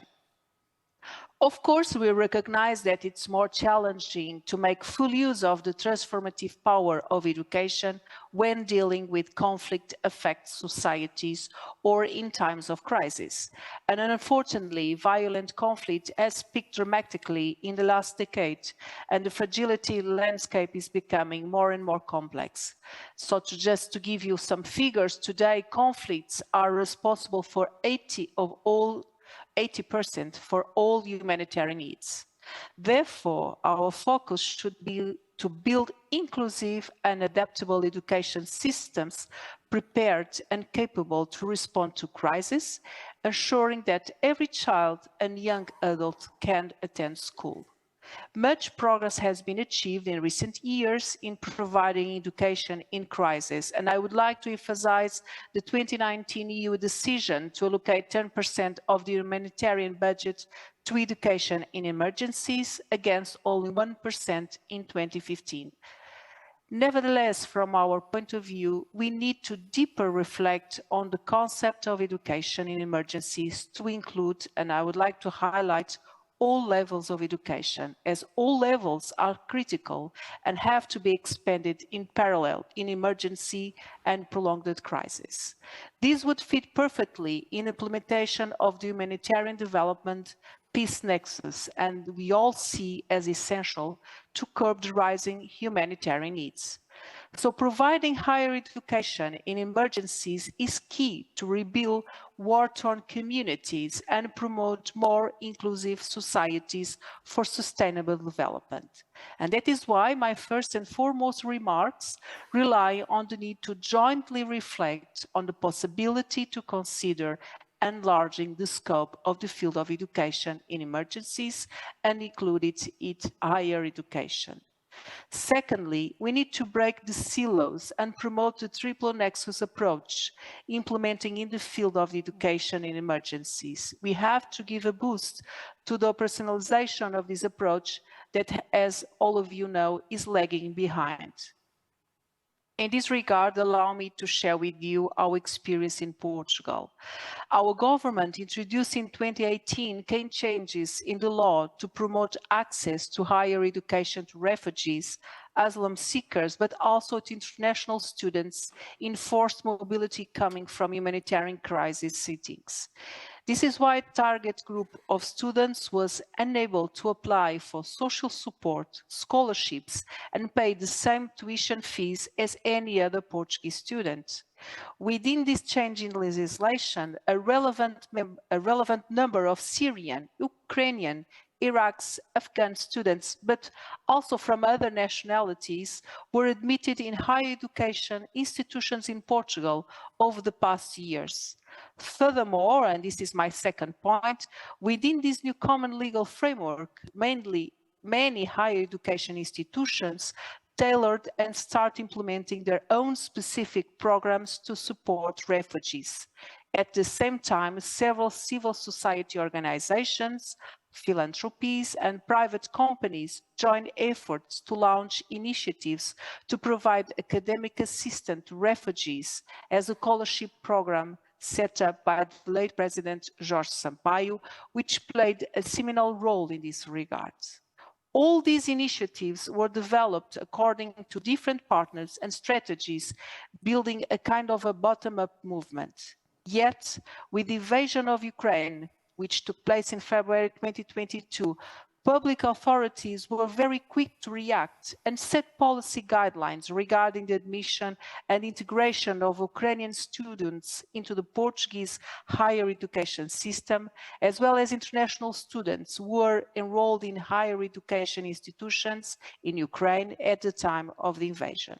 So as a result of this top-down approach, all higher education institutions reacted in a similar way, implementing the same procedures regarding the admission of the students. This is why a very positive step forward in terms of a rapid and coordinated academic response was fundamental, which I want to underline as my third point. Concluding, Portugal believes the increasing number of displaced people worldwide requires a multi-level action aligned with the next concept to promote stronger complementarity between humanitarian development and peace and a whole of society approach. Higher education in emergency is a case in point for realizing the nexus concept on the ground. And for that, we cannot constantly operate in conflicts and fragile states based on a crisis mode mindset. Against this backdrop, faster, steadier, and systemic progress toward the so-called 15 by 30 target set by UN Refugees Agency should be possible. And so, concluding my intervention, I would say let's work together to make it happen. Thank you. Thank you so much for highlighting really the necessity for a joined-up approach, breaking silos, and also giving us a real-life experience of what's taken place in Portugal. Now, the Global Refugee Forum is taking place this December in 2023. Obviously, it's 2023. I would like to know from you, Rebecca, what lessons have been learned in terms of a comprehensive response to refugee children's needs in light of that forum that's going to take place? Thank you. And I think it's important to set the Global Refugee Forum into the amazing policy work that was done around the Global Compact on Refugees and building out these global commitments to understand the specific needs of refugees where they are, legally excluded or excluded through lack of documentation and so on, where they have additional needs even compared to other children impacted by crisis and conflict. So the Global Refugee Forum is able to take some of those commitments and try and work out how to operationalize them. I think there's been a huge amount of work done in terms of trying to align efforts, but there's also an increasing recognition of the impact of responsibility on refugee hosting countries. Around 85% of refugees are hosted in lower and lower middle income countries, and responsibility sharing means that supporting refugees is a job for everybody. That's also true, I think, across the nexus. And one of the things that GRF gives us an opportunity to do is to look really specifically at what that means. Because going from education and emergencies approach to bringing in peace, bringing in development means planning for inclusion of refugees from the outset. It also means flexing the way we do education and emergencies approaches. Being able to actually focus maybe more on working with county governments, with subnational governments, and with government institutions, looking at accessing certification, accreditation, and other pathways in education, and then having that be supported by the way that we build out and utilize funding in emergencies, and how that links to development level funding. So, one of the things that came from the Global Refugee Forum was really strong pledges by hosting communities and by host governments.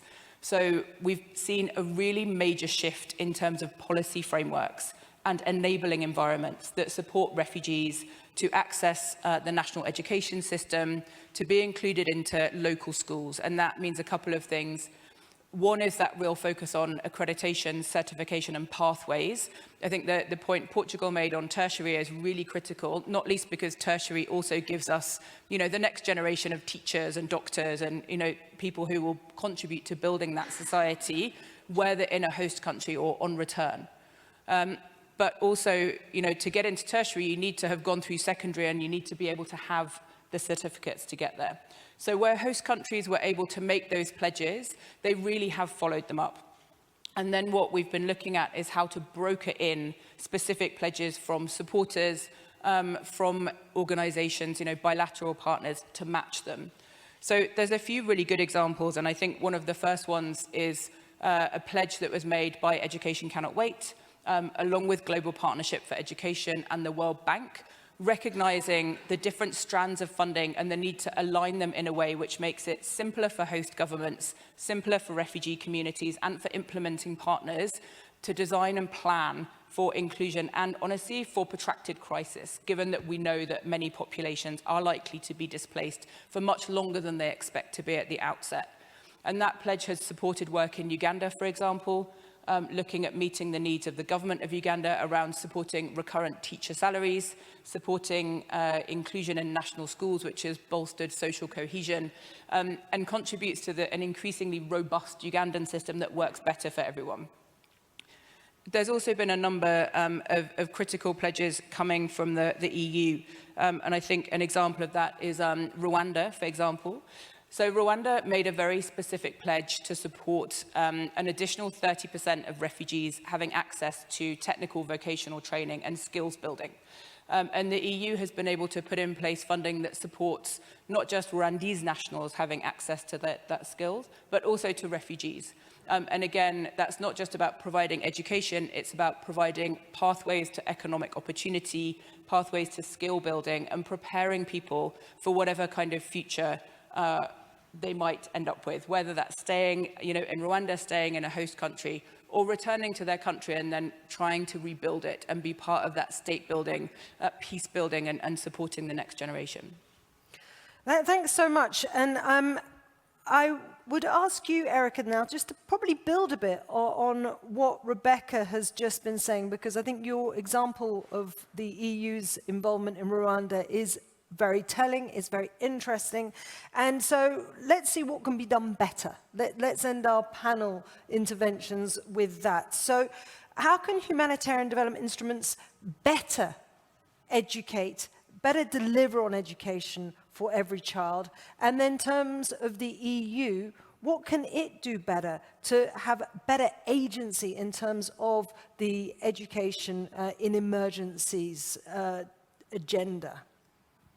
Thank you so much, and thanks for organizing this specific panel and for inviting DG INTPA to this. And of course, the fact that DG INTPA for international partnerships is sitting on such a discussion really means already that institutionally, as European Commission, we have embraced the Nexus approach and bringing with our humanitarian colleagues and us working hand in hand in a crisis situation and emergencies.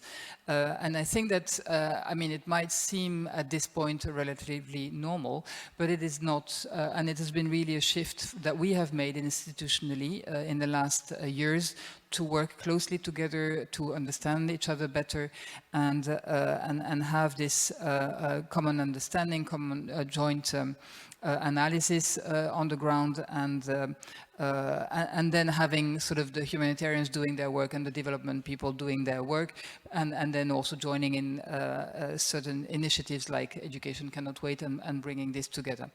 But maybe I would also like to start with a personal story. I was posted in Benin, in West Africa, a while ago, and I remember in 2007 there was a short-term political crisis in Togo, so the neighboring country. And there was a refugee camp which was established at that moment. And I visited that camp. And I remember that UNICEF was there trying and had established a school in this camp, which was not supposed to last for too long. And I really remember vividly the discussions at that moment were about, is this really reasonable to build and to spend money in building this sort of school with sort of wood and very sort of basic infrastructure for such a short-term camp which is not supposed to remain. And I really, and at that moment it seemed to be really obvious that yes, while the kids were in this camp, even if it was for 1 week, 1 month, 2 months, it was really essential to continue and not to disrupt their education path, but also to give them the space where they could stay during this hard time of their life and of their childhood, which can be extremely traumatic for them.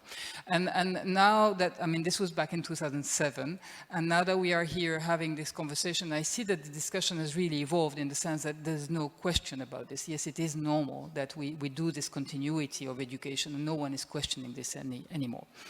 So that's really coming from my personal side, but an experience working as EU in the field and as EU delegation.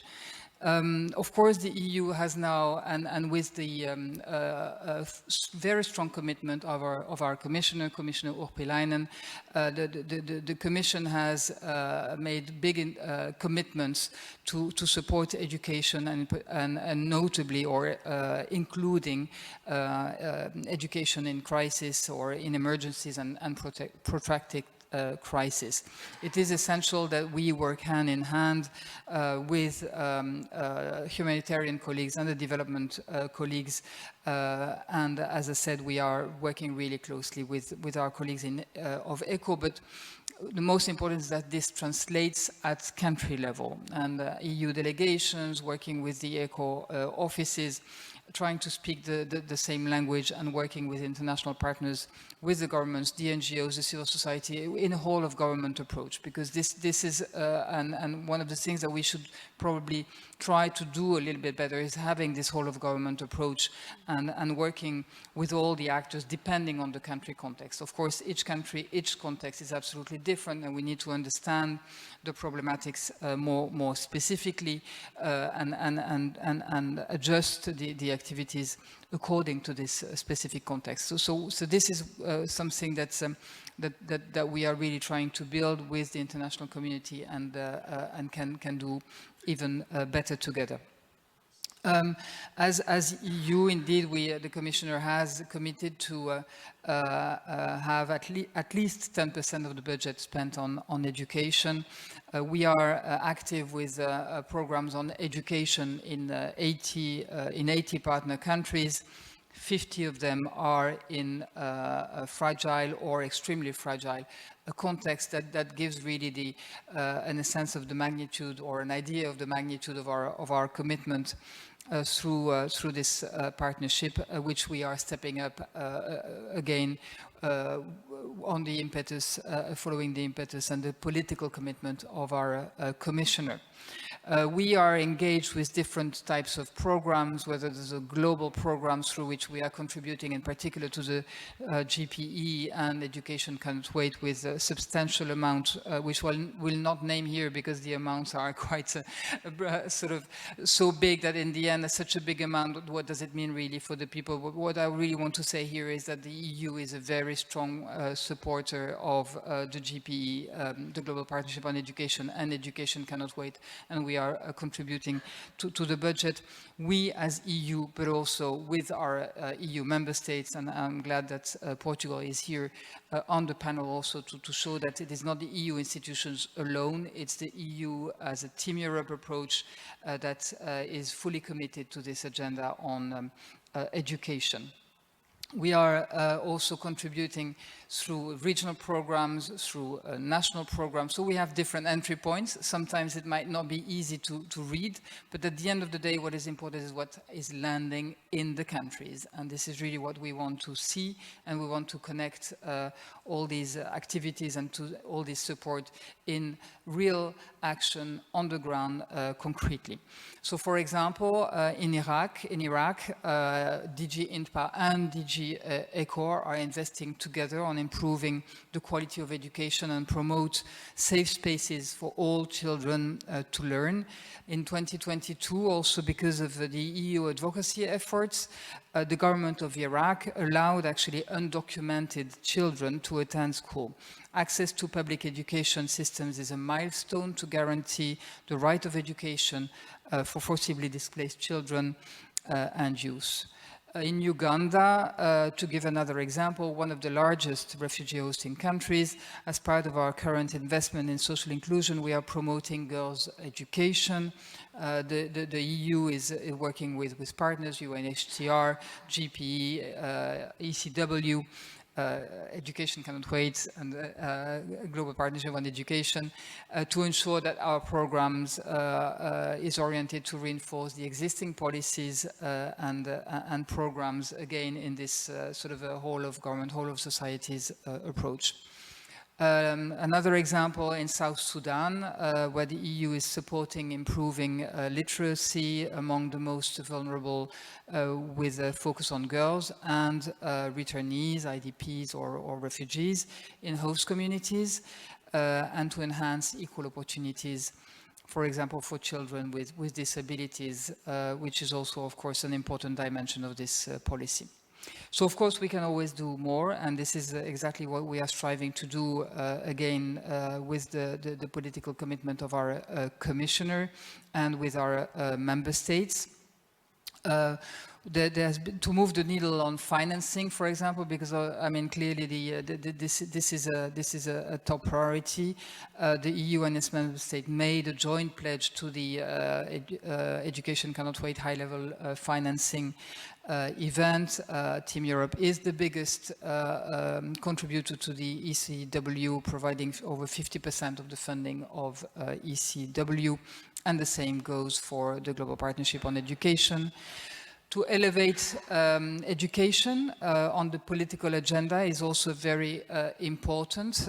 Team Europe came together on the occasion of the UN Transforming Education Summit. We organized a Team Europe event together with France at the pre-summit to showcase the Team Europe approach. And the EU is a regional organization was organized on an education champion in the summit. So the Team Europe really wants to also build on the expertise and the European expertise. Of course, within our member states, we have a lot of expertise on education, naturally, and this is something that we can share. And on this basis, our commissioner launched in January in South Africa a new initiative, which is the Regional Teachers Initiative, which will bring member states together with the European Commission on this program for Sub-Saharan Africa, supporting the training of teachers. And we were alluding to this. It's really important to ensure that the proper training is also provided to teachers, but this is also the case for crisis and protracted crisis situations. Finally, in Uganda again, I think we are talking about Uganda a lot, but that's normal in view of the circumstances, where ECHO has been supporting refugees. DG ECHO has been supporting refugees and host communities out-of-school children, ensuring access to overaged children, including adolescent mothers, to quality education services, enrolling them into the accelerated education and protection programs. We, as DG International Partnerships, we also came together with Germany and Belgium to support adolescent girls' education and build a successful EU-UN and build on the successful EU-UN Spotlight initiative in Uganda, and all this also in partnership and in coherence with Education Cannot Wait and the Global Partnership of Education. It's a lot of actors. It's really essential that all these actors work together at country level in these around the country coherent strategies in order to support this policy on education, supporting the most vulnerable children and the young people. A lot of hope has been given to the Transforming Education Summit, and I'm finishing here. But I think that now we need to move the mile further, and we really need to build this nexus, continue reinforces this nexus, and this happens at country level. Thank you. Thank you very much. And thank you so much, Erica, for taking us back to 2007, because it really helps put into context everything that has been achieved. And when strategies, solutions, ideas are discussed here, you realize that they do take root, and they may take time, but they really do make an impact on the ground. Now, Yasmin, I know you had a little something to add. We are a bit over time, so if you want to, Please do. Because I didn't speak very much, which I usually do when I try to be polite, but I realized I missed a lot, so I'm gonna accelerate that and recap. What I think is important when it comes to the humanitarian development nexus is to move away from the idea of a concept. We often speak about it as a very empty concept, and I see it a lot when we speak about it. It's a concept, and everyone has a different interpretation of it. And I think Erika made a very important point, that the humanitarian development nexus is all about what are we doing at country level. And I think others have made a point, it's all about those we serve, the people. It is about empowering the government, but when you are in a conflict and a crisis, you're dealing also with governments that may not be able to actually deliver a basic service, and you have to focus on the refugees, you have to focus on the children, you have to focus on the beneficiaries, without in any way diverting from what we call a whole of governance approach, or having the government delivering the service. But one thing, let me give you a few points. First of all, education is not a humanitarian commodity. It can never become a humanitarian commodity. Education is a development service. It's a development sector. What makes education in the emergencies different from a regular education development approach is we are delivering education in a crisis, in an emergency. So it is a development sector being delivered in the midst of a humanitarian crisis. So that is the difference from delivering education in South Africa or from delivering humanitarian aid in the form of water. Humanitarians and development actors come together to deliver a development sector in a humanitarian crisis. Secondly, it is not first come in the humanitarians and then they lay the ground for the development actors to come in. No, they run in parallel. The humanitarian and development actors work together in the midst of the crisis. They are two parallels running together, working together. So it's not one come before and the other comes later. So for a development actor, it's about how do I operate in a crisis? And that is where education cannot wait. As a global fund, because we don't compare ourselves with UNICEF and UNHCR because they're implementers, but as a global fund in the UN system, we are designed specifically to go in and speak to the Taliban, to go in the front line in the middle of the Sahel where Boko Haram is, and know how to maneuver the situation together with humanitarian development actors with a crisis-sensitive approach to development. And thirdly, to wrap that up, it means in country you bring local education groups, the cluster, the refugee coordination working group, and the government together to develop the plan and to deliver together at the same time, and end the history of local development actors working there, the humanitarians there, UNHCR being left alone there. Now everyone is working together. And I think that the refugee response plan, which ACW worked with UNHCR together with ECHO, with others, IMPA is of course a funder, and many others, is one of the most successful examples coming in when the refugee flow from Southern Sudan happened in the a few years ago, and the typical development actors didn't know what to do because it takes time to mobilize, and the humanitarians, everyone knew delivering pens is not enough. And with the speed of the stars, we developed a very substantive refugee response plan that is running its second term now and actually creating sustainability together with humanitarian actors and development actors. And thanks UNHCR and the EU and UNICEF and everyone else for that, but we made it possible. And I think it's a good example of what it looks like on the ground. Thank you. Thank you very much. And thanks so much for giving us that example. Now, we're going to take some online responses. Not online responses, some online interventions. And we have Alice Castillejo, who is from Clear Global, who is with us. Tell us what you would like to add to what we've been hearing just now. Thank you very much. And I hope you can hear me all right. Yes, we're speaking from an organisation which is focused on language. We'd like to discuss the impact of language in education. So in education, as in so many other sectors, all our research is indicating that language is an under-acknowledged factor of exclusion in humanitarian and development work. And a lack of data is preventing us seeing it and addressing it. So education programs don't routinely collect data on the language of program participants, but this data can help responders understand the reach, the inclusion, and the outcomes of their programs. We all know that language impacts education in terms of the language used in the classroom, but language data can tell us so much more than that. So if we think about just one data point, what is the main language used at home? That information can unlock a wealth of insights about the reach and the impact of education for students, for educators, and for families. So using language data can alert responders when students with a certain first language group drop out of school earlier than their peers, or they aren't enrolling at all.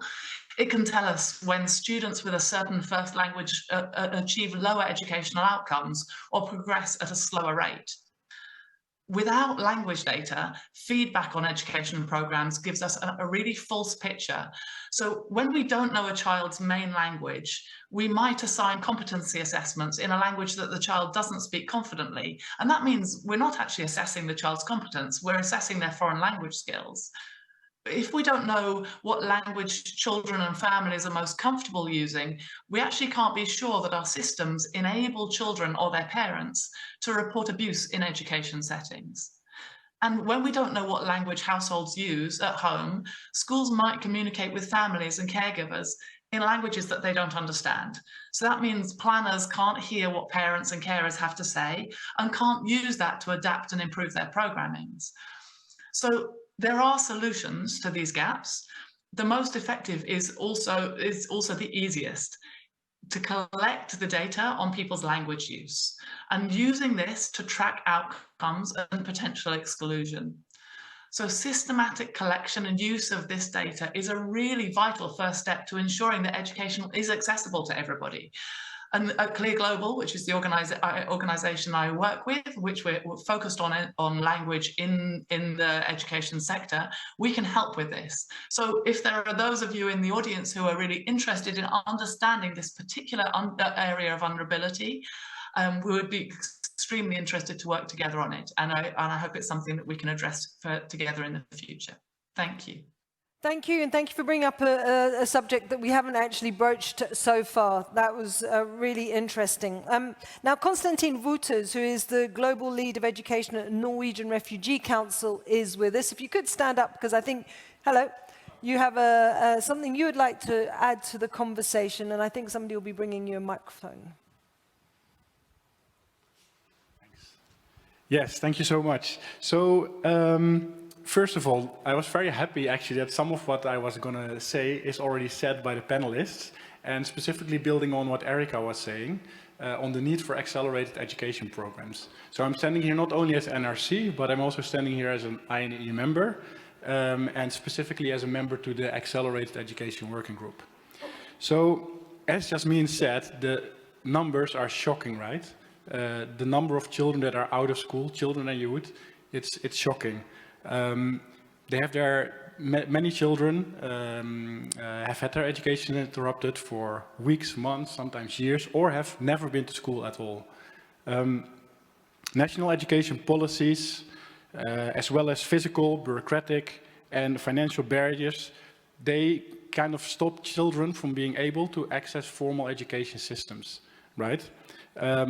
Those young people or children that are able to access those systems, they drop out shortly after, often because they were not ready to enter the system, but the system was actually also not ready to welcome them. So we have some examples. We did a study in DRC and Tanzania, actually with the support from INPA, where children said that discrimination, not only by students, but also by teachers, was one of the main reasons that they were afraid of entering the system, but also was one of the main reasons that they dropped out shortly after. Which is very sad, obviously. So, but wait, there's also a solution, right? There's a solution to this problem, which is certified accelerated education programs, right? They are specifically catering for overage children that are unable to right away enter into the formal system. And they give a pathway into further education, formal education, but not only that, they also provide a pathway, for example, to future livelihoods, etc. The only problem is that many of the accelerated education programs that we have globally now, they are funded mostly by humanitarian funds. And they are short-term, often annual, often not in line, as said by one of the earlier speakers today, often not in line with the academic year, which means that some of the children that manage to enroll in accelerated education programs, they are actually not able to complete a full cycle, or they are not able to complete 3 full cycles, which is often needs in order to be able to enroll in the next stage. So, yeah, what I want to make a case for is the need to invest in multi-year accelerated education programs so that these children actually get a chance to enroll into the system. And implementing an accelerated education program itself is not even that difficult, but to connect it to the formal system, that's where the difficulty lies, right? To make sure that the systems are also ready. And some of the humanitarian funding that goes into accelerated education programs, that doesn't necessarily support the formal system for them to be ready to absorb those children into their classes. So connecting that humanitarian developmental nexus is extremely important for those children to make a chance to enroll in formal certified education, which will set them up for access to further learning, tertiary learning, livelihood opportunities and jobs. Thank you so much. And I hope we will see many more accelerated education programs in the future. Thanks. And thank you so much for highlighting the importance of those connections. Now, Matthias Burchard, who is the director of UNRWA, who Representative Office for Europe, is also with us. If you could stand up, because I think you are going to make a few comments. Thank you for giving me the opportunity, and I would like to just also really thank UNICEF for this excellent conference, very topical. Thank you so much. If a refugee child, as we discussed, is left without educational foundations, he or she will face significant long-term challenges. And as we just heard in the previous panel, Virginia Gamba has also outlined that this is not just a development challenge, but also a security challenge. Recognizing that education is the most powerful tool and the best value for money to achieve human development, UNRWA has prioritized human investment since its establishment 70 years ago, nearly 75 actually next year. Just imagine what the Near East region would be like if UNRWA had not educated 2.5 million refugee students that graduated from our schools in the region. UNRWA is the only UN agency that runs a full-fledged school system with currently over 700 schools in the Near East, providing free basic education to over 500,000 girls and boys. We also offer technical and vocational education to 8,000 students.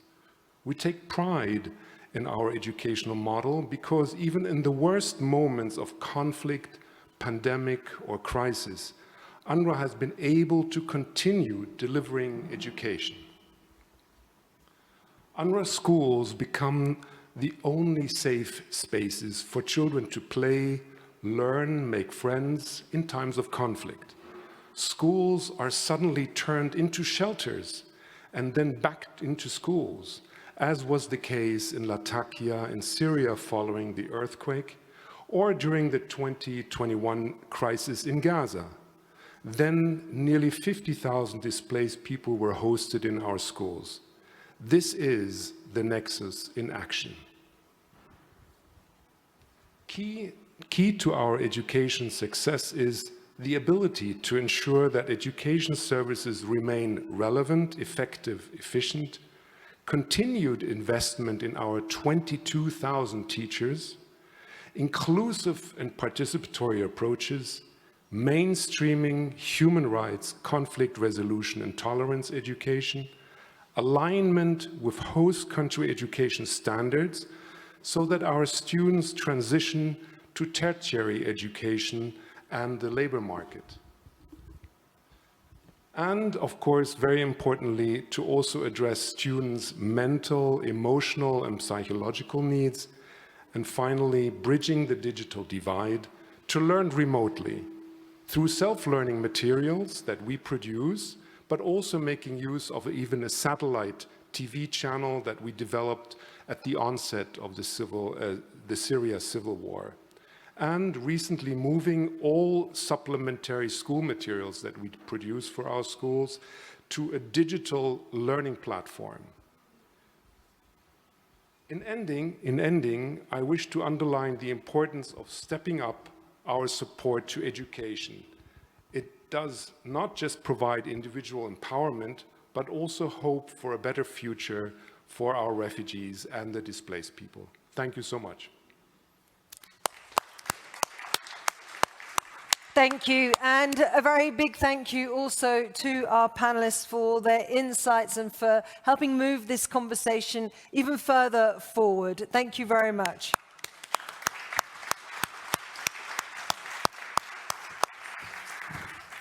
Now, when we began today, we met Sonia, and I think she blew us away with her energy and her description of her experiences. I would like you all now to not only meet Sonia, but Nikita and Darina.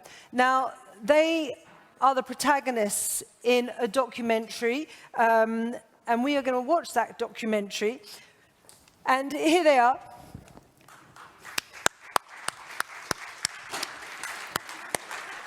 Stay with us, Nikita. And this documentary is obviously by the Education in Emergencies. Now, you've met Sonia, as I've been saying. You haven't met Nikita. So, Nikita, you're in this documentary. But what do we need to know about you before we watch it? I live in Irpin. Just, it will work. Yeah, just go speak. I live in Irpin with two in Irpin live. My name is Nikita. And I live in Irpin all time. And about was war, I was sad very much. And Irpin was occupied, I go to Vinica. And when occupied go away, we go to Irpin too. Thank you very much, Nikita. And how about you, Darina? Exhausted, but fine, thank you. I'm Darina, and I'm a young volunteer in my motherland, Ukraine. I've been making the nets and trench candles for military since the war has started. So, but the most important thing for myself and for my country is my education. So I try to study in spite of the situation, in spite of the war, with the world's help, but there is still a tremendous problem in its glory. So that's all. Thank you very much.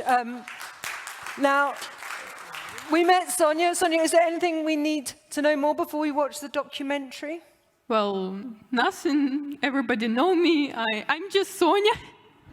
Fantastic. So please do give them a warm round of applause and let's watch the documentary.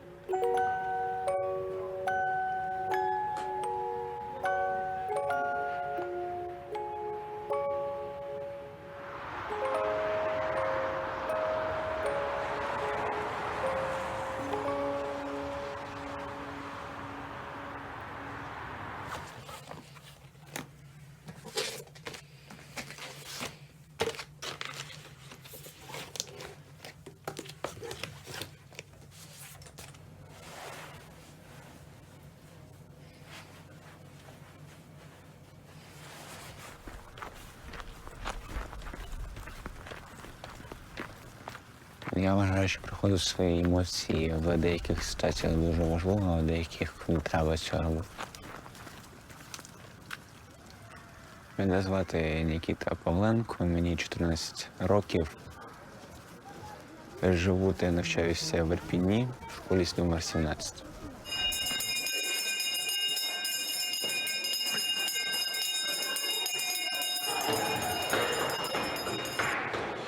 Так, Нікіта, будь ласка, прокоментуй першу задачу.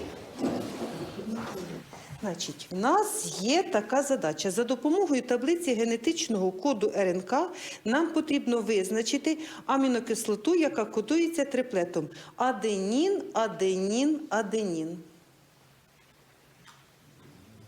Аденін, аденін, аденін. Так, що ж собою являють антикодони?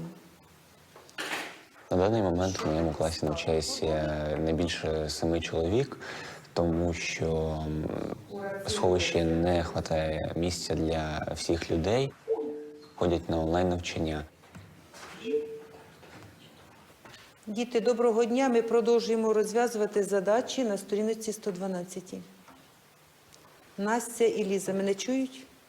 Так, чую. За того, що Росія почала програвати, вона почала бомбити електролінії. Зі світлом почали великі бути перебої, але зробили графік. Сюди дуже складно організувати свій день.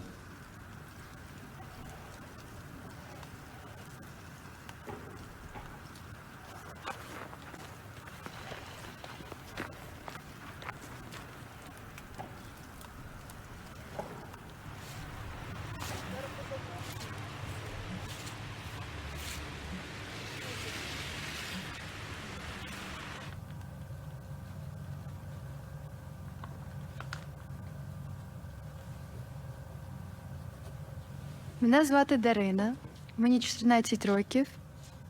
Я вчуся зараз онлайн, коли вимикають світла, нема уроків.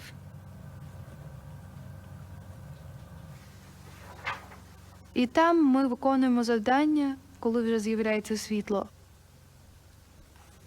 Але це не дуже удобно, особливо вчителі не розуміють, якби то, що ми також не маємо світла і коли нам його робити. І вони задають 2 рази більше. Привет.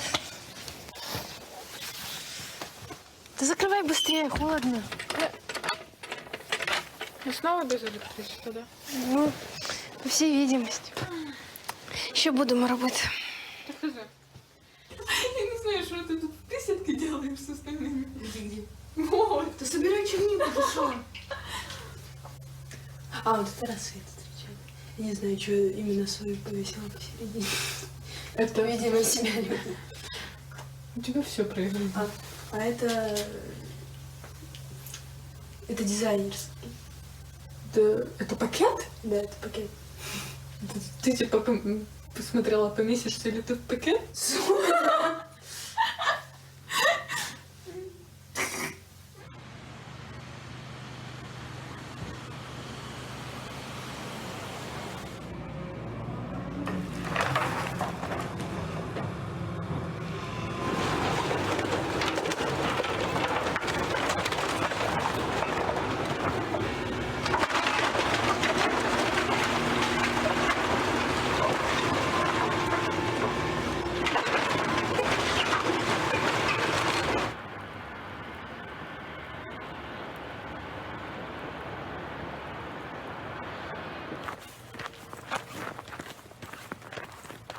Мене звати Соня, мені 14 років.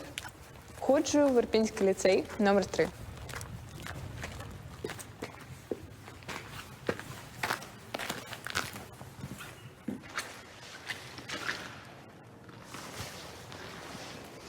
Коли я повернулася в Ірпінь, ми поїхали до школи. Не побачила тієї краси, яка була до цього. Я побачила зруйнування, це ніби пекло.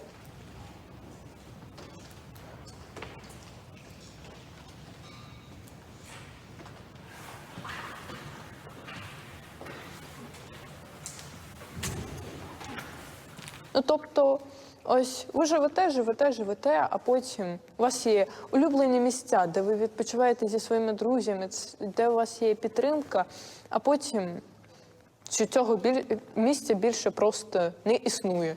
Ну ось для мене це було так.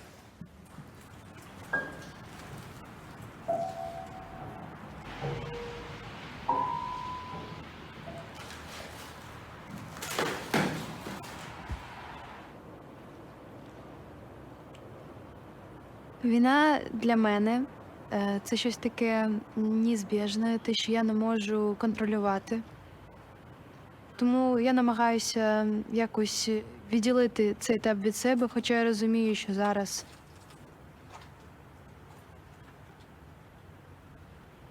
коли я дізналася про вторгнення, мені подруга написала, що зранку то що до школи не йдемо. Але я не зрозуміла чому, я навіть порадувалася, що все, можна нікуди не йти. Але потім це мене повергло до шоку. Починаючи з 24 лютого 2022 року, ми залишилися в Ірпені і були там десь по 25 березня.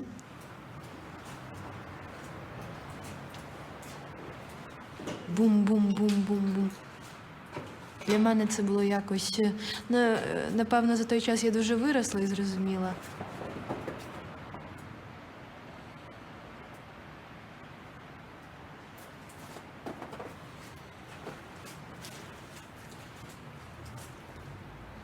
Найстрашніші були моменти, коли отакий свист, і ти не розумієш, куди воно летить. Може, вже нема смислу кудись бігти, тому що воно прям, туди й прилетить до нас. В ті моменти я якось завмирала, я навіть не знала, що мені робити. Усі інші бігли, а я отак сиділа, я вже нічого не хотіла. Вже хотіла, щоб, все, думала.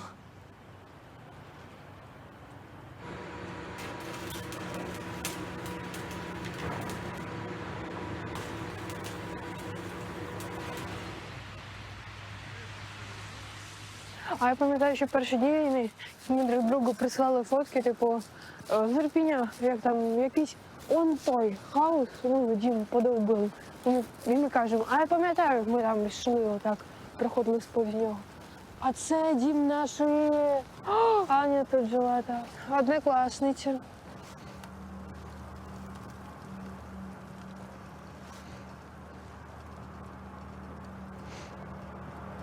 Отак вона поїхала цього Чорного. Пам'ятаєш наше 23 лютого? Так, я пам'ятаю. Ми ще тоді на англійській сміялися там чи-то. Я зараз плакати буду, будь ласка, Дарина.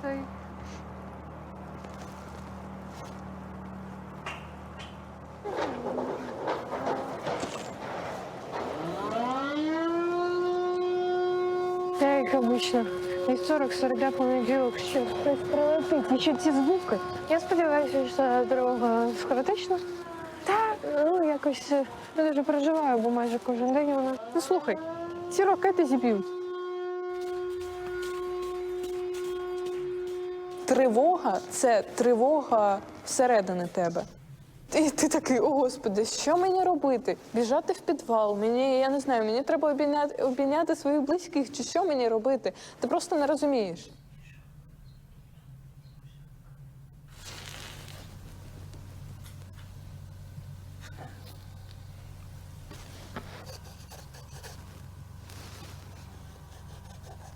Зараз, коли я малюю, я розумію, що це мені допомагає справитися із ситуацією, тому що я забуваю про все. Я хочу пов'язати своє життя майбутнє з малюванням, але не звичайним, а, наприклад, пов'язати його з графічним дизайнером.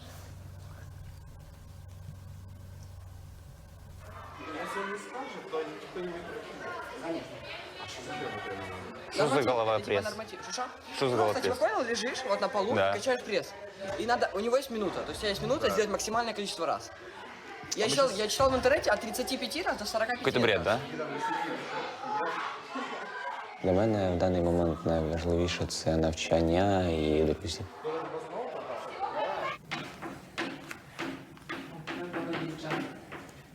Оля, що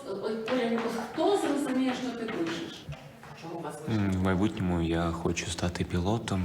Ти літаєш високо і бачиш все зверху.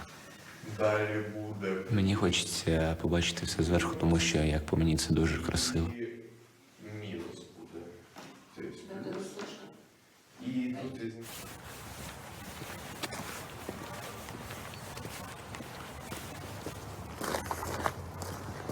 Коли я виросту, мені дуже хотілося стати психологом.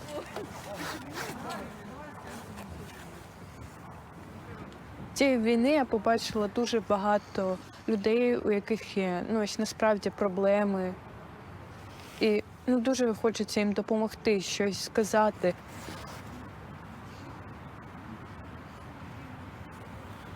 Що я можу сказати європейській дівчинці, якщо вона, звісно, дивиться все це? Я почала розуміти, що час триває, і кращого часу не буде ніколи. Ми живемо зараз, і треба радіти моментам. Треба ставити собі ціль на майбутнє.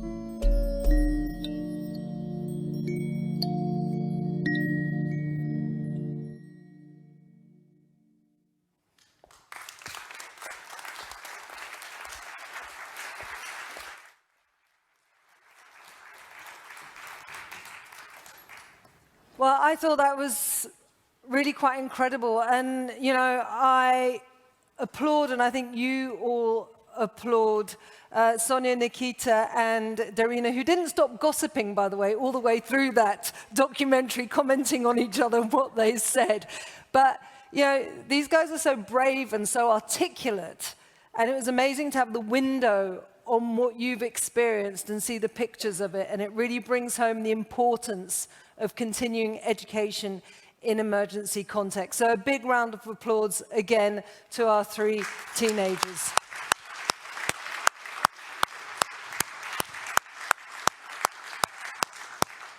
Now, at the beginning of this event, I said that we were going to have an illustration and that would encapsulate what we've been discussing. And I think we can see that now on the screen behind me.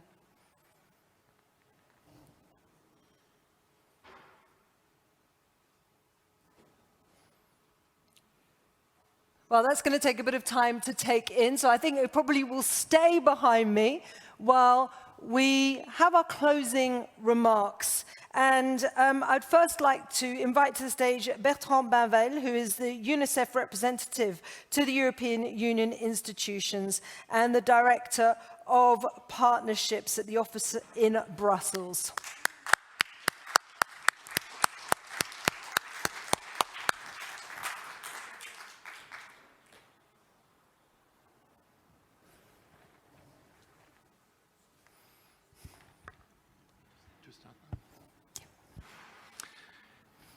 I don't know if I should say good afternoon or good evening. I think it's good evening now.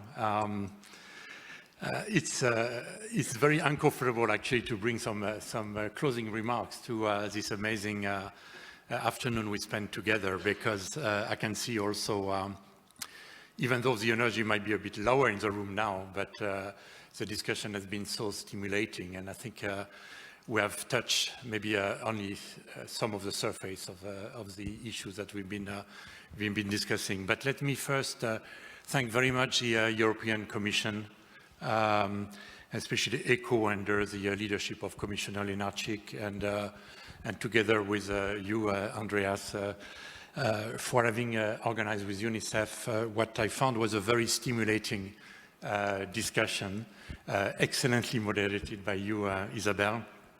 And it has been simulated because we have been we've been very lucky to have excellent speakers. I would like to also thank very much for the active participation for all of you and your attention to the issues. But let me also take a moment to thank all our humanitarian frontline workers who are delivering right now emergency responses as we gather and speak about the strategy we should deploy. I think we heard very clearly from all of you that education is a fundamental right, and no matter what, and in all circumstances, in regular ones as well as in a situation of crisis. And I think the discussion is, okay, how we make it happen. And I will share with you maybe what have been my own takeaways from that discussion. It's very subjective. You might have your own, but let me share my own. I think the first one, and we heard it very clearly from Omega, from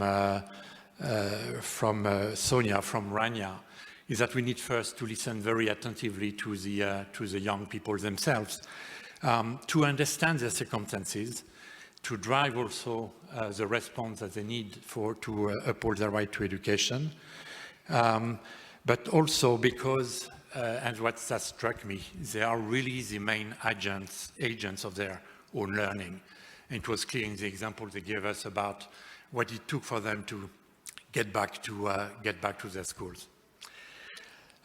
Second, I think we also heard in several interventions that ensuring quality learning goes beyond the education sector and requires a very much a multi-sectoral approach involving food, nutrition, wash, social protection, mental health also came very clearly as part of our deliberation, and we said even issues start from the early years, from early childhood. The other issue, as I've heard, is we need also to be creative, innovative. We should put some alternative response in place, but always, as some of you reminded us, with having the goal of reintegration in mind, reintegration into the systems, and innovations needed, especially in the case of displacements or schools are closed or education is banned. Closing the financing gap came very clearly, and I think we should take again as an example, I think the benchmark set up by the European Commission as a way for us to rally others behind at least 10% of humanitarian assistance going to education, and channeling that financing, which could be increased if all of us get to the 10%, into building very strong and resilient education systems, and having disbursements which would follow also the education cycle. We heard that all of this would not be enough if schools and educations are not protected in all circumstances. So making full use of the Declaration on Safe Schools is absolutely key, translating it into domestic national legislation, but also regional type of commitments. So I think in conclusion, I would say that this conference made it clear again that we are all in it. Partnership is absolutely key to uphold the rights to education, and we need to articulate this partnership in very operational terms across the whole spectrum. Humanitarian, development, peace, but I would even add climate as well, as part of the spectrum. And we need to use that to rally others who are not necessarily convinced that education is a fundamental right and should be included in the humanitarian response at the onset. Moving forward, I think we need to build on the momentum we have created. Ahead of us were several opportunities. We have the SDG Summit in September, which again has a key motto, which is leave no one behind in whatever circumstances. So I think it's an opportunity for us, together with reviewing our commitment as a Transforming Education Summit, to accelerate the results and the response that we are looking for. And finally, I would say, without waiting for September, by the end of this week, we'll have an opportunity for us to uphold our commitments to education, watching very carefully what is going to happen in Afghanistan with the reopening of the schools by the end of the week. I think we have to stand behind the rights to education of Afghan girls to make sure that no matter what, we will sustain their right to education. So thank you very much to all, and thanks for having been with us in a very stimulating discussions. Thank you. Thank you very much. And do stay with us because Andreas Papakonstantino is going to join us, and he is the Director for Neighbourhood and Middle East at DG ECHO at the European Commission.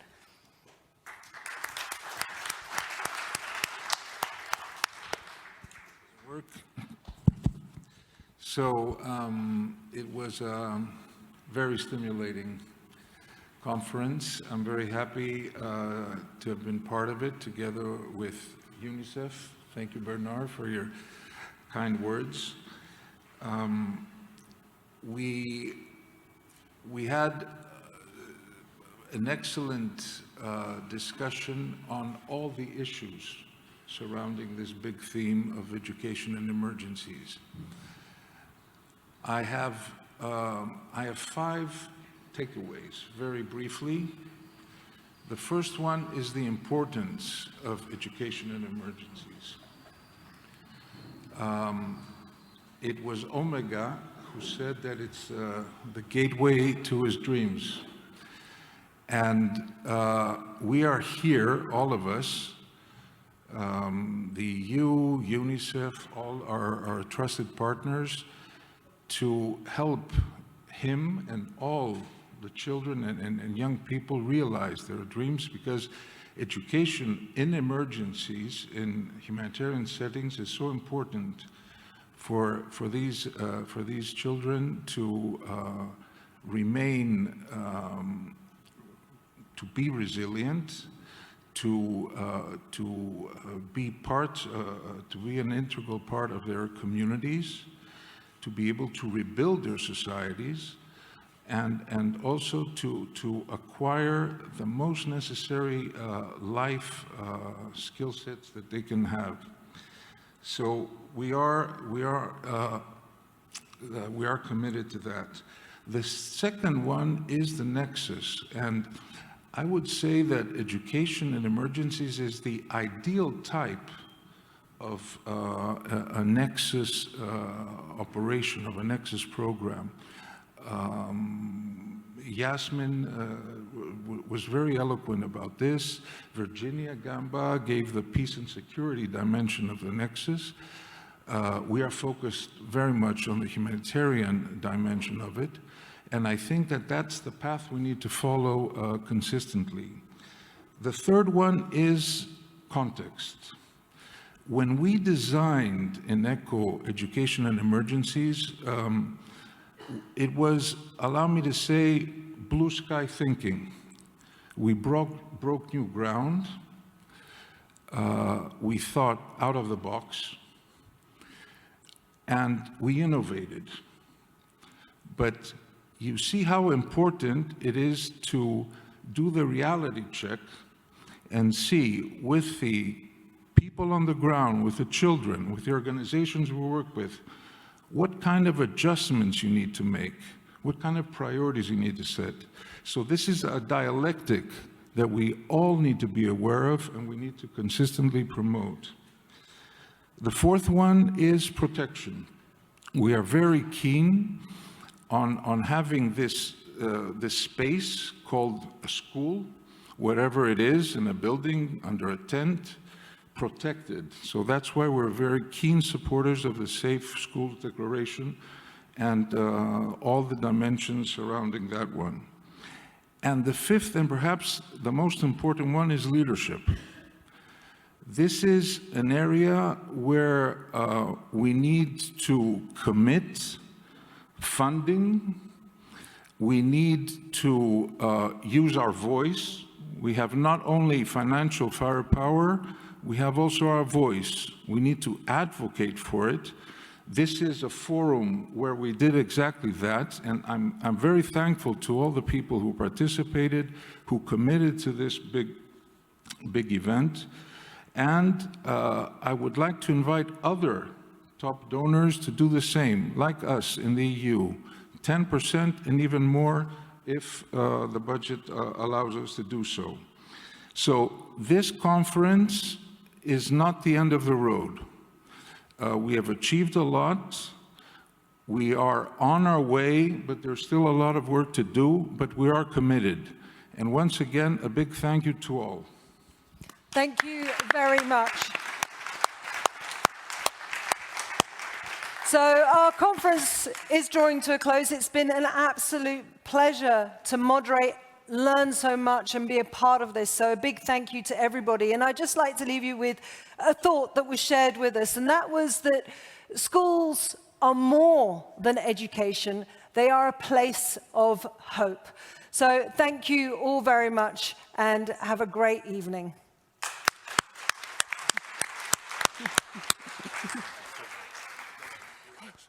Thank you.